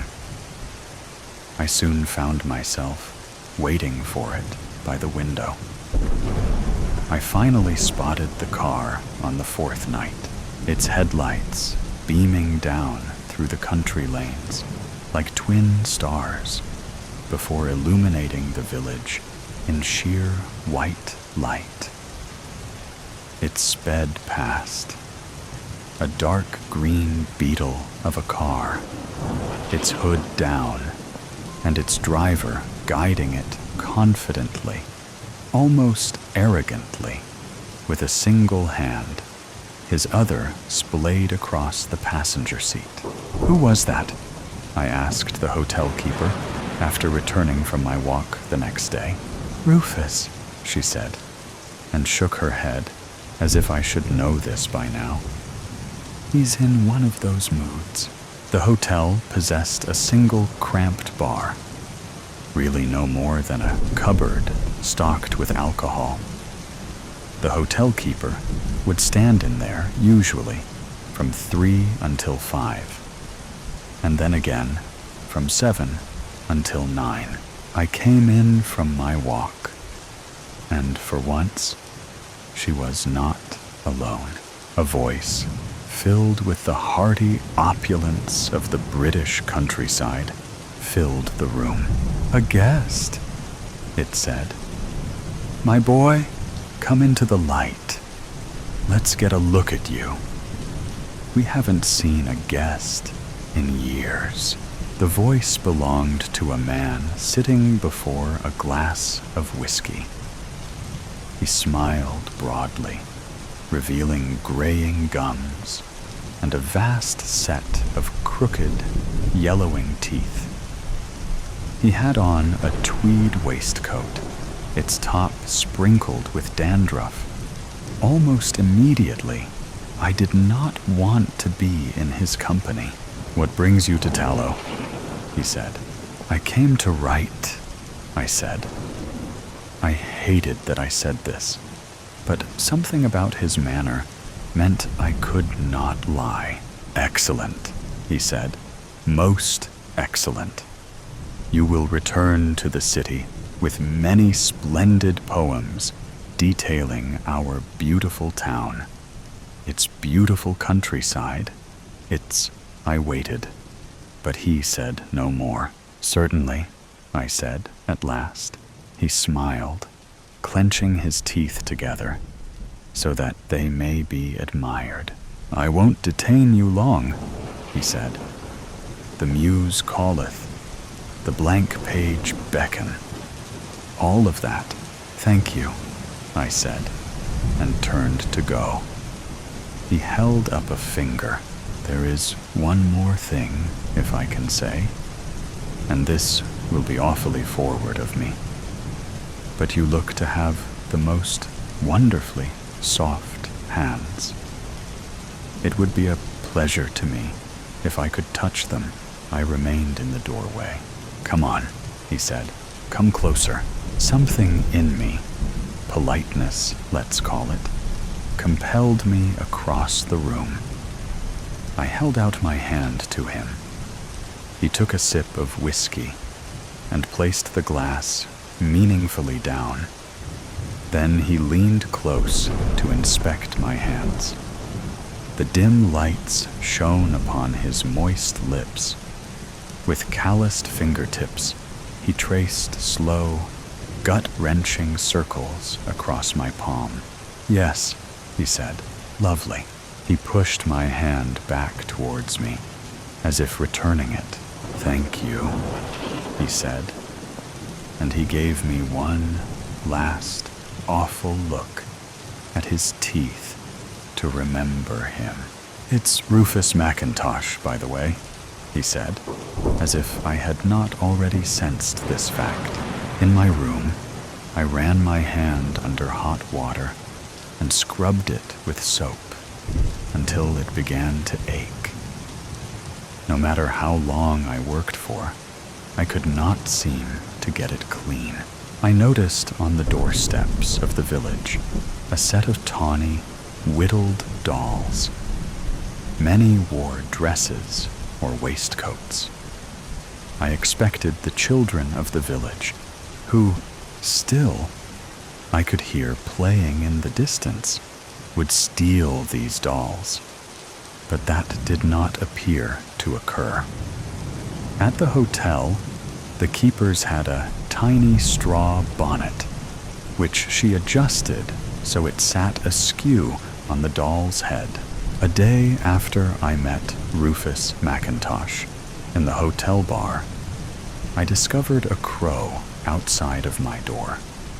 Dead, obviously, with both wings removed and crammed into a shoebox. The scent of rotting flesh had penetrated my room while I wrote. When I finally stepped outside, the stench overwhelmed me, and I hurled my guts into the toilet bowl. Downstairs, when I had finally gathered myself, I told the hotel keeper about the bird I had found. I tossed the shoebox onto the counter. She eyed it with a certain melancholy. "That can't be helped," she said. "Can't be helped? What do you mean it can't be helped?" "It's just part of it." "Part of what?" "Tallow." She took the shoebox and placed it under the desk. She sighed. "I suppose you'll be wanting a discount." Nothing I wrote seemed to stick. If I wrote a sentence in the morning, I would return in the afternoon and find the words jumbled. But always when I sat down at my desk, it seemed as if I were seeing things truly for the first time, my pen moving rapidly across the paper, solving issues of consciousness and mortality with a few pithy phrases. I was enjoying my work, perhaps for the first time ever, but it seemed all I was producing was nonsense. I still went for walks. Often I saw Rufus on the balcony, looking up towards the sky, attempting, it seemed, to make the heavens open through willpower alone. If he spotted me, he raised his hand in greeting and smiled.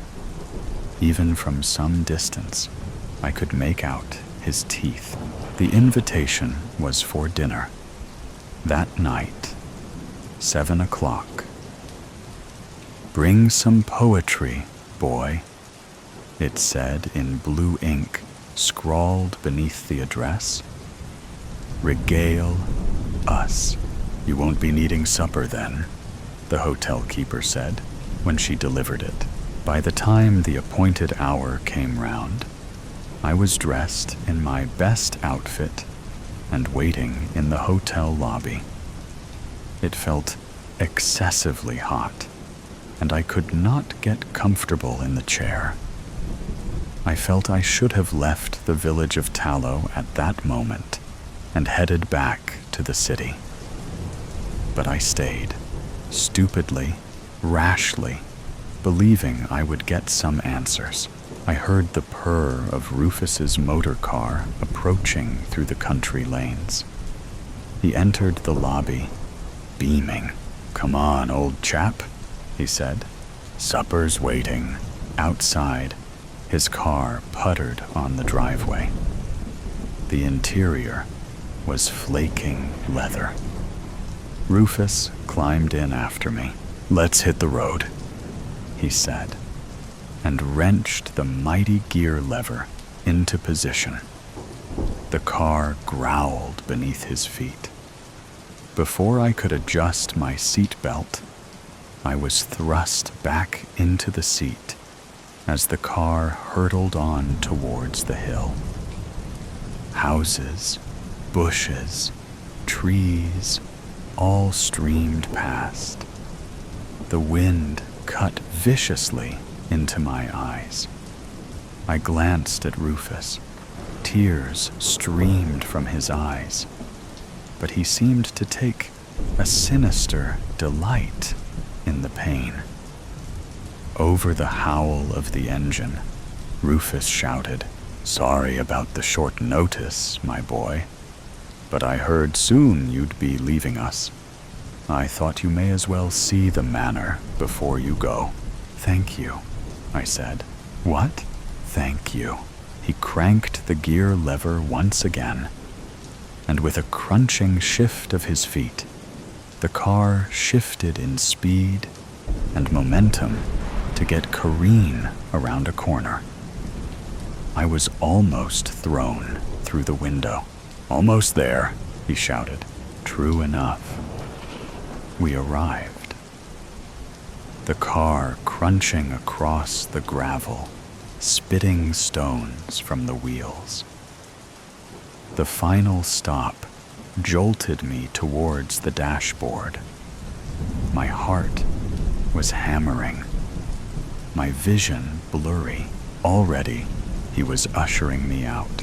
Come on, he said, glancing up at the sky. No time to waste. Cordelia awaited in a long, poorly lit room, at a table spanning almost its entire length. She sat near its head, her wheelchair pressed up against the wood, an empty plate before her. She was veiled and wore a black lace dress, incredibly intricate.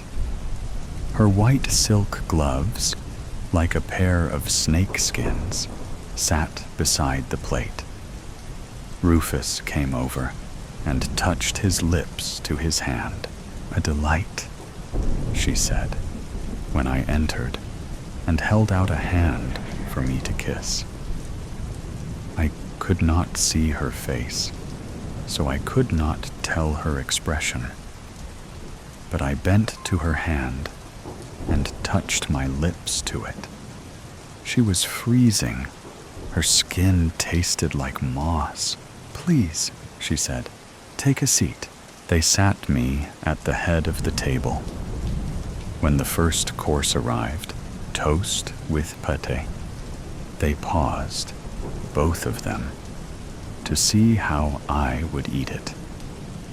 After I began scraping the paste across the toast, they shared a look, as if to confirm something.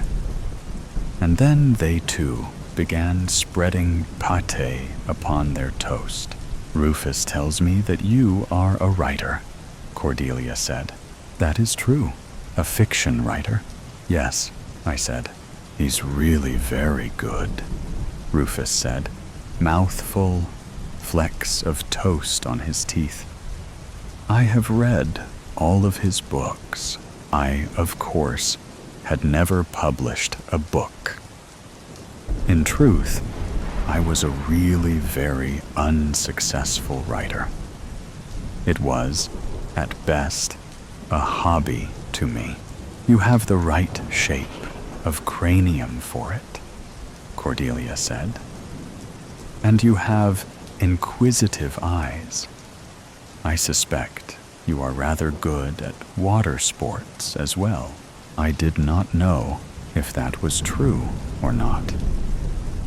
Rufus gave a little chuckle. This is my wife, he said. A scientist, always working away in her laboratory, tinkering, delving deep. Truly, it is all beyond me. I must read your earlobe, she said. I suspected it was perhaps the wine and a slightly empty stomach. But this idea, which normally would have filled me with horror, felt sound. Before I knew it, the second course was arriving. It was mozzarella and tomatoes. But the tomatoes were unripe and gave way with soggy ease. When I ate them, I am too polite. They had already turned tart. The mozzarella I dared not touch. This did not stop the Macintoshes devouring their meal, though. They ate as if they had been starving for days, often foregoing their knives and forks and using their hands to push the food into their mouths. Come the end of the course, Rufus had tomato juice down his chin. and the hands of Cordelia were spotted with food. "Your earlobe?" Cordelia said, tapping on the table. "I wish to inspect it. My apologies," Rufus said. "I suspect this is all a ruse. I told her you had the most perfectly soft hands." I laid my cheek upon the table. She wished to look at the right earlobe. The left, she said, was often a liar. I felt safe doing this for some reason. It was around then that I noticed I felt entirely safe altogether, that the feelings of anxiety and turmoil that had accompanied me prior to the trip had dissipated, that, in fact, the anxiety and turmoil that had haunted my whole life had flown away as well. I focused upon the fingers tracing my ear and felt almost bliss. I smiled at Rufus, and he smiled back, innocently, back. "You are beginning to enjoy it, then," he said. "Yes," I said. "I think I am." It was at that moment that Cordelia leaned suddenly forward and, clamping her teeth forcefully down on my ear. Before I could speak, she'd bitten through the bone and swallowed it whole. I passed out. How could you not? When I woke, my left ear was gone. A patch of bloody flatness remained. They stored me in the barn, alone. Once a day, the groundskeeper arrived with my feed.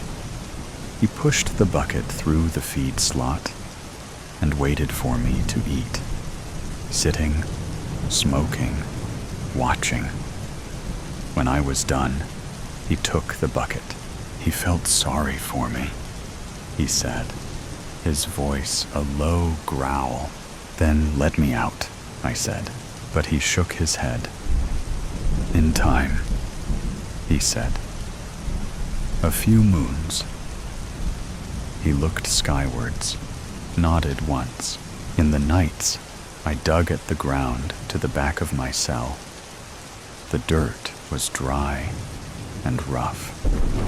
After an hour, my hands were bloody from the effort. I lost nails, turned my hands black, but did not stop digging. Eventually, I was able to tunnel under the boundary wall, pull myself under and out. A pair of purple bruises, shaped like kidneys, still adorn my hips. I fled into the night. Though tallow glowered below, I did not trust the locals any longer. I found safety in the trunk of a fallen tree and sheltered there for a night. They hunted me, Rufus's motor car tearing through the countryside, its lights emerging over the crests of hills and sending a searching white cone into the darkness. I emerged come dawn, lacking sleep, and hobbled on, my stomach growling. Eventually, I came to a new town, a new hotel, and managed to persuade them to let me stay. How disheveled I must have looked standing in their foyer, with my ear lost and my clothes bloodied. They provided me with a small, ill-outfitted room. That night, in the cramped confines of a single bed, I heard the howling of the car again.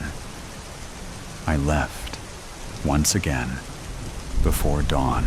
It went like this for several days, me finding some place to camp, Rufus pursuing.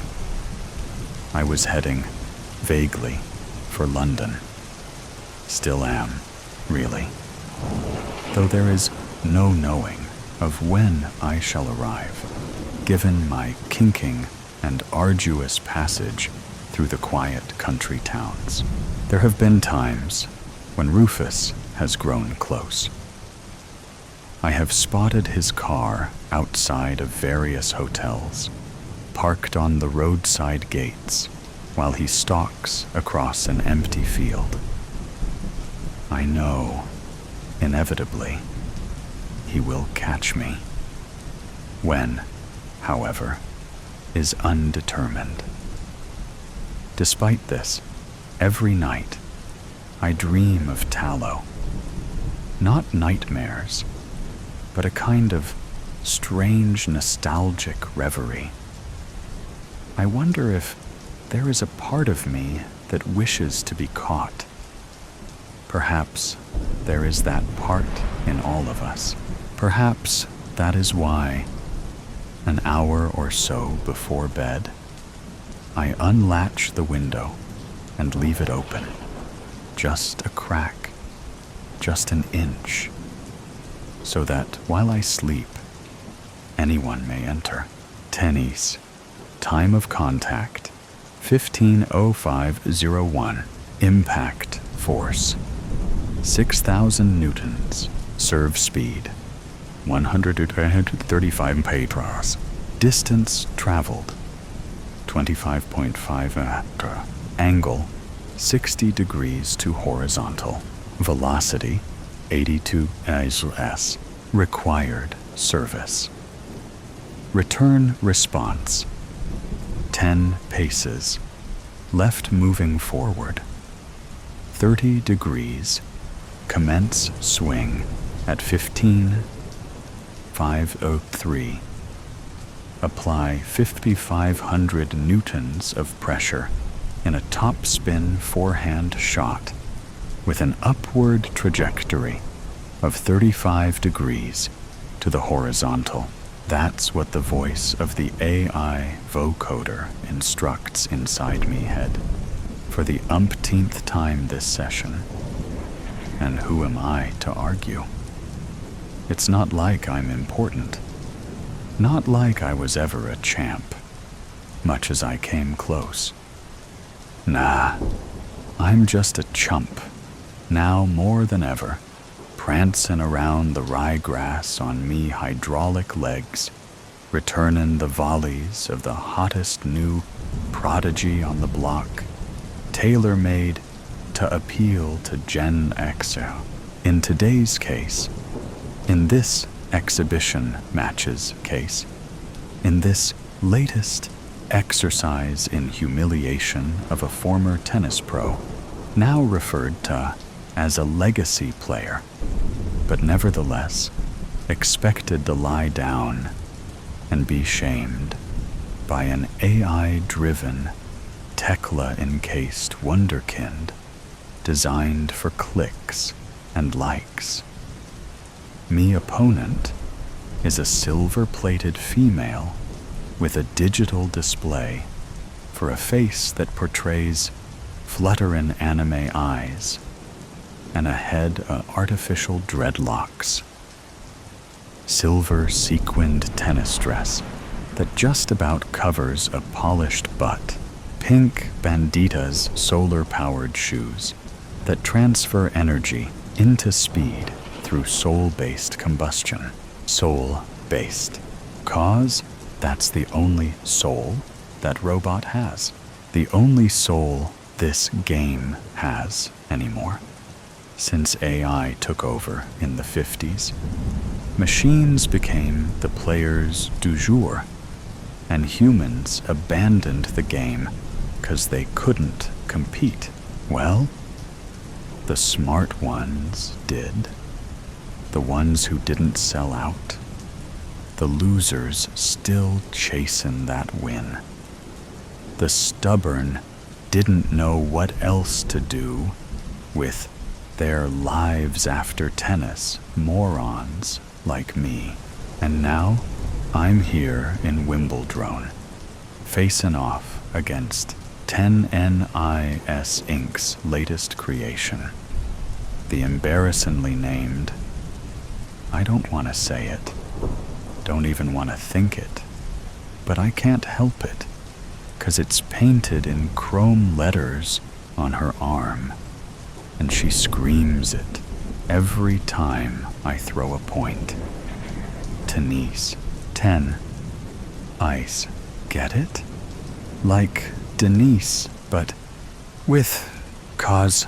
Yeah, that's the best one of the biggest promoters in modern day sport, or neural integrated sport, as they call it, could come up with. Anyway, here I am, fulfilling an obligation of the ill-advised contract I entered into when 10NIS didn't want to sponsor me for tournaments anymore, pretending I'm here for a comeback, the 4th this year if anyone's counting, while in actual fact here to make Denise famous. Jesus. I still can't believe someone thought Denise was a clever idea.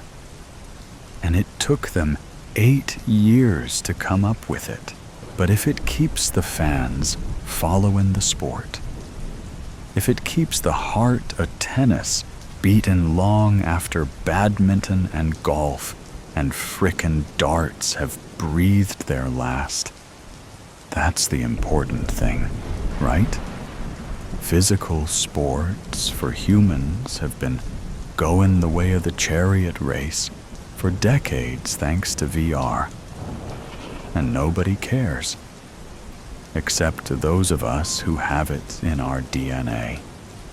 And all we had to do to keep playing was mutilate our bodies with mechanical limbs and armor plates.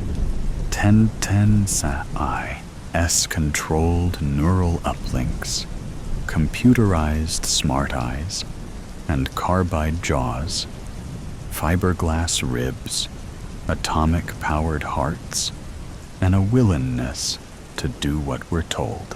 Simple, right? What self-respecting tennis pro wouldn't want to go that extra mile to keep competing? And competing I am, if you can call it that. So as the vocoder says, 10 paces forward at 30 degrees, swing at 1503, 5,500 newtons of pressure in a top spin forehand shot with a trajectory of 35 degrees it is.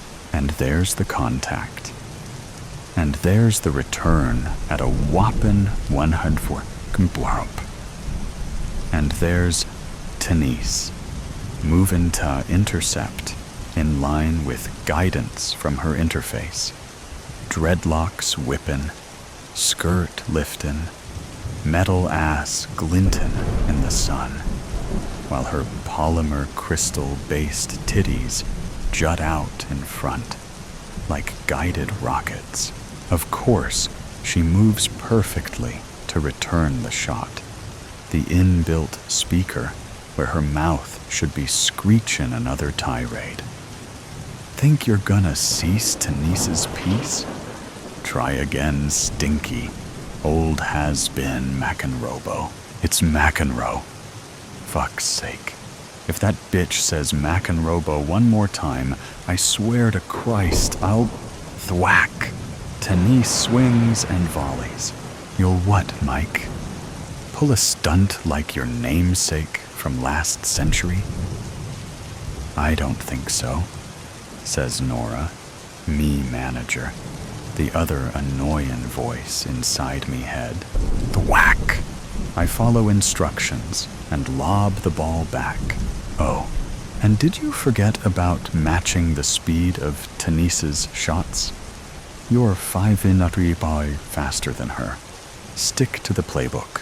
Thwack. Denise with some digital grunting. What's the matter, Nora? Can the new dolly not take the heat? Oh, she can take it. I had her set to slow for you. Thwack. Me, without so much as a pant. But if you want to go faster, pile it on. I spit through diamond implant teeth. You spent all this money powering me up. May as well let me employ it. Thwack. Tenise. Show off, you mean. Like an old boy trying to stay relevant. Tenise. Ball velocity cap. Disengage. Smarmy bitch. I'm more relevant after 40 years in this game than any old 10 NIS's androids, like Bjorn Bot, or Android Agassi, or Robot Federer. What happened to them when the novelty wore off? And don't get me started on Steffi graphics. Unless she's considered relevant for popping a gasket and decapitating people with her racket. The chip in me brain tells me how to return the ball that's rocketing towards me, and I dutifully oblige, channeling more energy into me piston-powered, omnidirectional shoulder. Thwack! 150, says Nora. Fuck me. You're asking for it. Rebellion is frowned upon. The board won't be happy. Like they weren't happy about Steffi? That happened on your watch, right? Hope I don't get you in trouble. Thwack. Tenise whoopin'. 155 return. Fuck off, Mike. Don't remind me.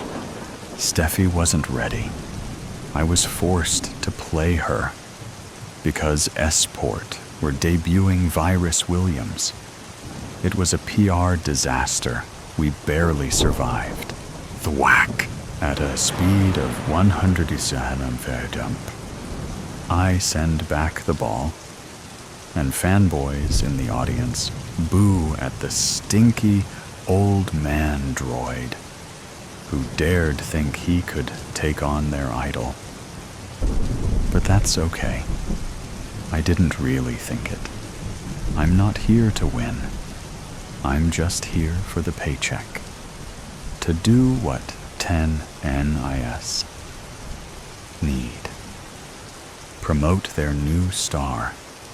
Increase her follower base. Raise revenue for the future of the sport. But nobody cares about that. Not like I did as an up-and-comin', then a contender, then a pro and almost a champ. Even when I failed in 6 finals, lost me edge, dropped out of the rankings, and was relegated to the local leagues, it didn't matter. I loved tennis. It was all I knew. And I wanted to win. Just once. Even when the robots took over. I couldn't let it lie. Couldn't do what Megan said and quit. Fuck that, I said. I'll compete till I win or I die. Even if it means modifying me body so I can enter the robot leagues. 'Cause flesh and blood didn't cut it anymore. Not with the greater stakes. With robots taking each other's arms and legs off, punching holes in each other for the pleasure of fools. Yeah, McEnroe had to stay in the game, even when Megan left, 'cause I became a freak. And now look at me, a meme, a salesman, a phony. Thwack! Tenise returns the ball and cavorts, shouting, "Take a piece of Tenise and decease." What's with these poems, Nora? They don't make any sense. Not my idea. Heads up, Mike. Coming at ya on autopilot. Following instructions. I move, swing, strike with even more power. Tennis cranked it up to 160. I hit it back at 165. Ugh, board aren't happy, Mike. Told ya. There's a termination contract for you to sign after you finish this set. Thwack. Duck, McEnroe. Denise strips the fleece from the geese. 170. One more game after this, to give Denise a 6-0 finish in her debut appearance. You should slow down. You've got an old Model A heart. They're volatile if they overheat. Thwack. 175. Back at the missile-titted bimbot. Beads of sweat on me forehead. One of the few human parts of me left. Haven't felt that in a while. It's nice. Okay, you're not listening. Time you lose your jaw, Mikey. And maybe break an ankle when you fall. Thwack. Still 40-15 to Denise, but Denise will increase. This is the bit that wrecks me, Noodle. Having to let myself be torn apart. 'Cause that's what the peeps wants to see. Destruction and mayhem. Players busted up. Pieces scattered. It's all right, 'cause it's just robots. Robots and crazy old bastards. Funny. After 2 years of this performatory bullcrap, in this particular match, against this particular droid, I think I've finally awoken. Maybe not, I say, as the ball careens toward me at 180. The vocoder is delivering instructions to ensure I mistime me swing. I've played this out dozens of times, always in the next last game. Play well till then. Make it look like I might win. Then fuck up and let the newbie triumph. I'm sick of it, and I don't fancy losing today. Not to a robot named Denise. So I ignore the vocoder and instead of deliberately missing, I try to actually send the ball back. It doesn't work. I'm old. I don't have me own reflexes. Trying to override the instructions downloaded into me brain takes effort I'm not used to. So even though I have a decent stab at it, the ball still hits me in the face. Not quite square like it should, but still with the force of a bullet. Hinges snap, carbide cracks, screws and cogs go flying as the metal jaw tears from me face, ripping muscle and skin from me cheeks as it tries to come free. I don't want to break me ankle, and I consciously try to avoid it. But the way I pirouette to the ground makes it fait accompli. It doesn't hurt. The leg's not mine. It's a carbon-based replacement, filled with cables and pistons. Metallic blue, like all me robot limbs. But like a real leg, when the ankle joint snaps, it's no use. Take that Mackin-Robo, 4030. Did you seriously try to ignore a direct instruction from 10NIS after what I just said? Nora, in me ear. Well pissed. Denise doing jumpin' jacks and whistling. The crowd on their feet, cheering and laughing at the old boy down on the ground. Fuck off, Nora. I've had enough. It's not easy to talk with me jaw hanging crooked and blood from me cheeks filling me gob. But she seems to understand me, gargled Lingo. Oh, really? Okay. Well, I was going to let you get up before Denise resumed play, but screw that. And I'm not sending mechanics to fix you. You can finish your career on your ass, and McEnroe, stay down. I'm warning you. I don't need 2 mechanical ankles to stand. Don't need a broken robot foot. 2 twists and a tug is all it takes to rip the thing off with me metal arm. And then I use me racket to get up, hoppin' on one leg, holdin' me severed foot in me left hand. The foot with the sock of jagged metal where it broke at the ankle. 10 ice has already served by the time I'm upright. Me vocoder is silent. No information about the approachin' ball. No instruction on how to intercept. It's all gone quiet, except for Nora. I swing me racket aimlessly and miss. The ball slams into me chest at 190 millipede and knocks me flyin', down on me ass again. And I carve up the ryegrass with me buttocks while the crowd point and laugh. Yeah, laugh it up, you useless gee-bags. Like any of you's fat fucks ever swung a racket. 40, love, 5 games to 0. Tennis spins, tennis grins, tennis wins. Stay down, McEnroe. If you sit the rest out, I'll make sure she grounds the balls around you. Not on you. I told ya. Fuck off. Do ya not? Listen. I shake me head and blood and oil geyser from me maw.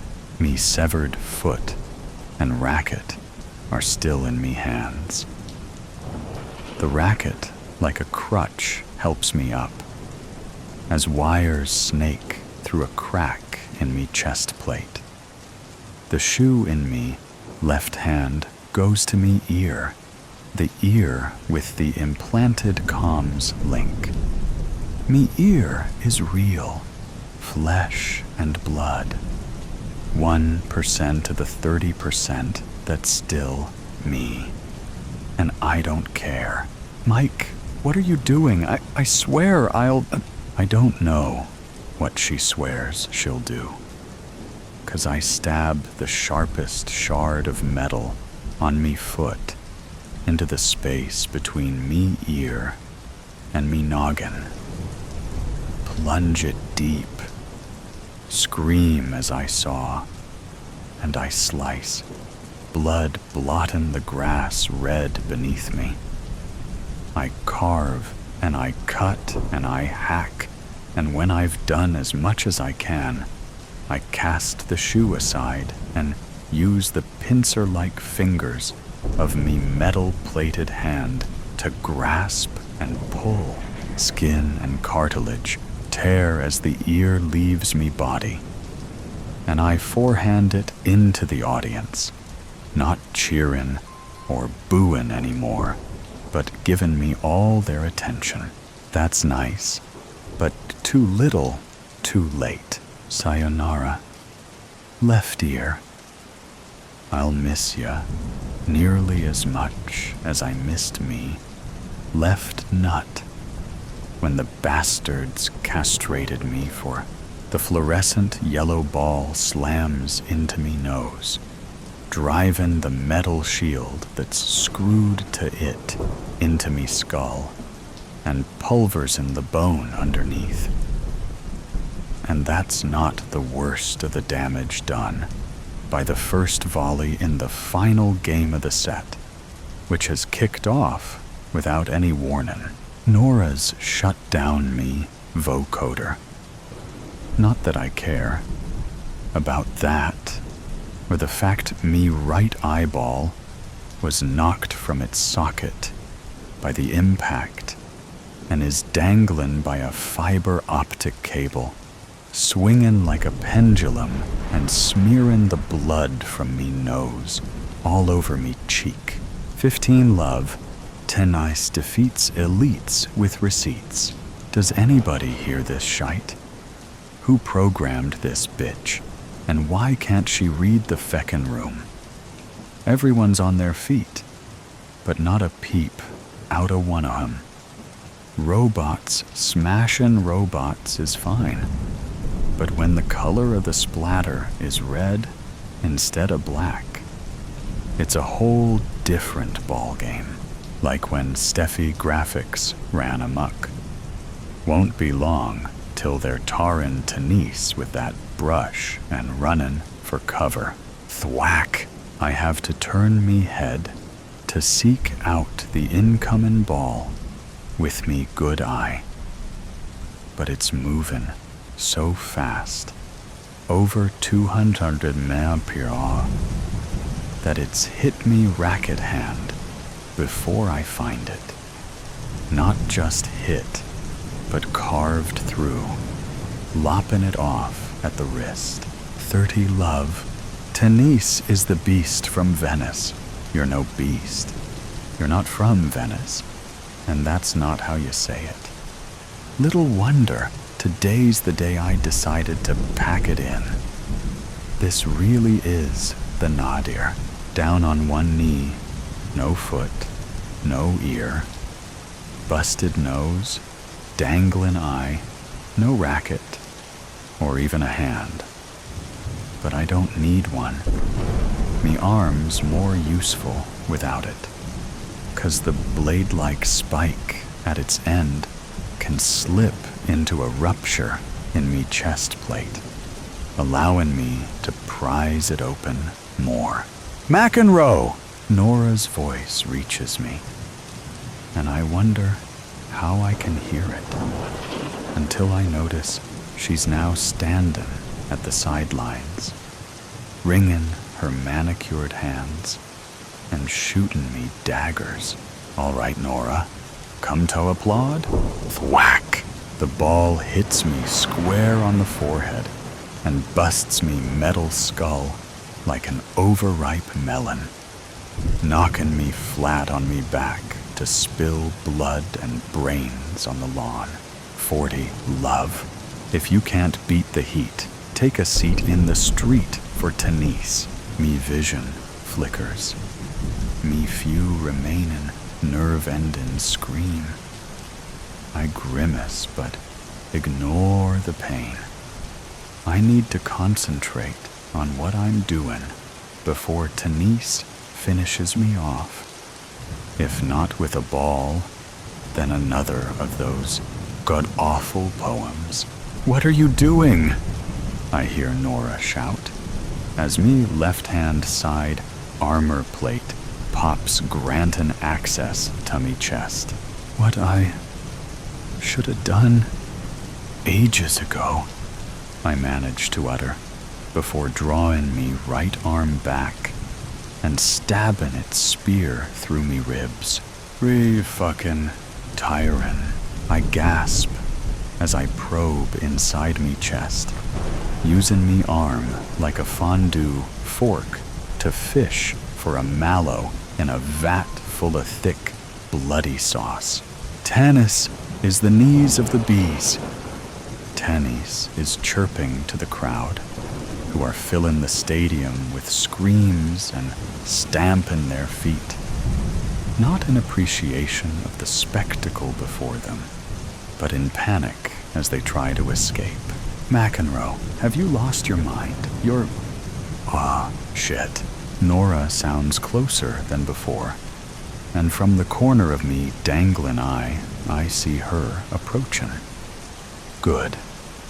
She's gonna want to witness this, the termination of me contract, and the literal extraction of me heart.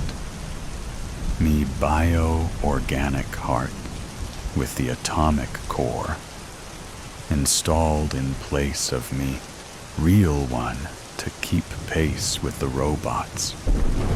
It comes out through broken ribs on the end of me arm, which has pierced it with its spear-like, jagged tip, causing it to vibrate and hum. You wanted me to make your girl famous? Mike, your heart's ruptured. It's not safe. Tennis serves up treats with techniques. I'll make her feckin' famous.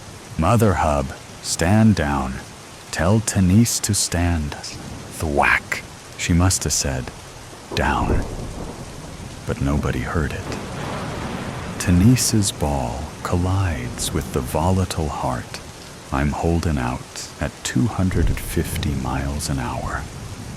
And as me regrets, and me remain in humanity, and me misguided, stubborn as fuckness go all up in flames, I finally find myself peace, content in the hopes that Tenise and 10NIS won't survive today's PR disaster.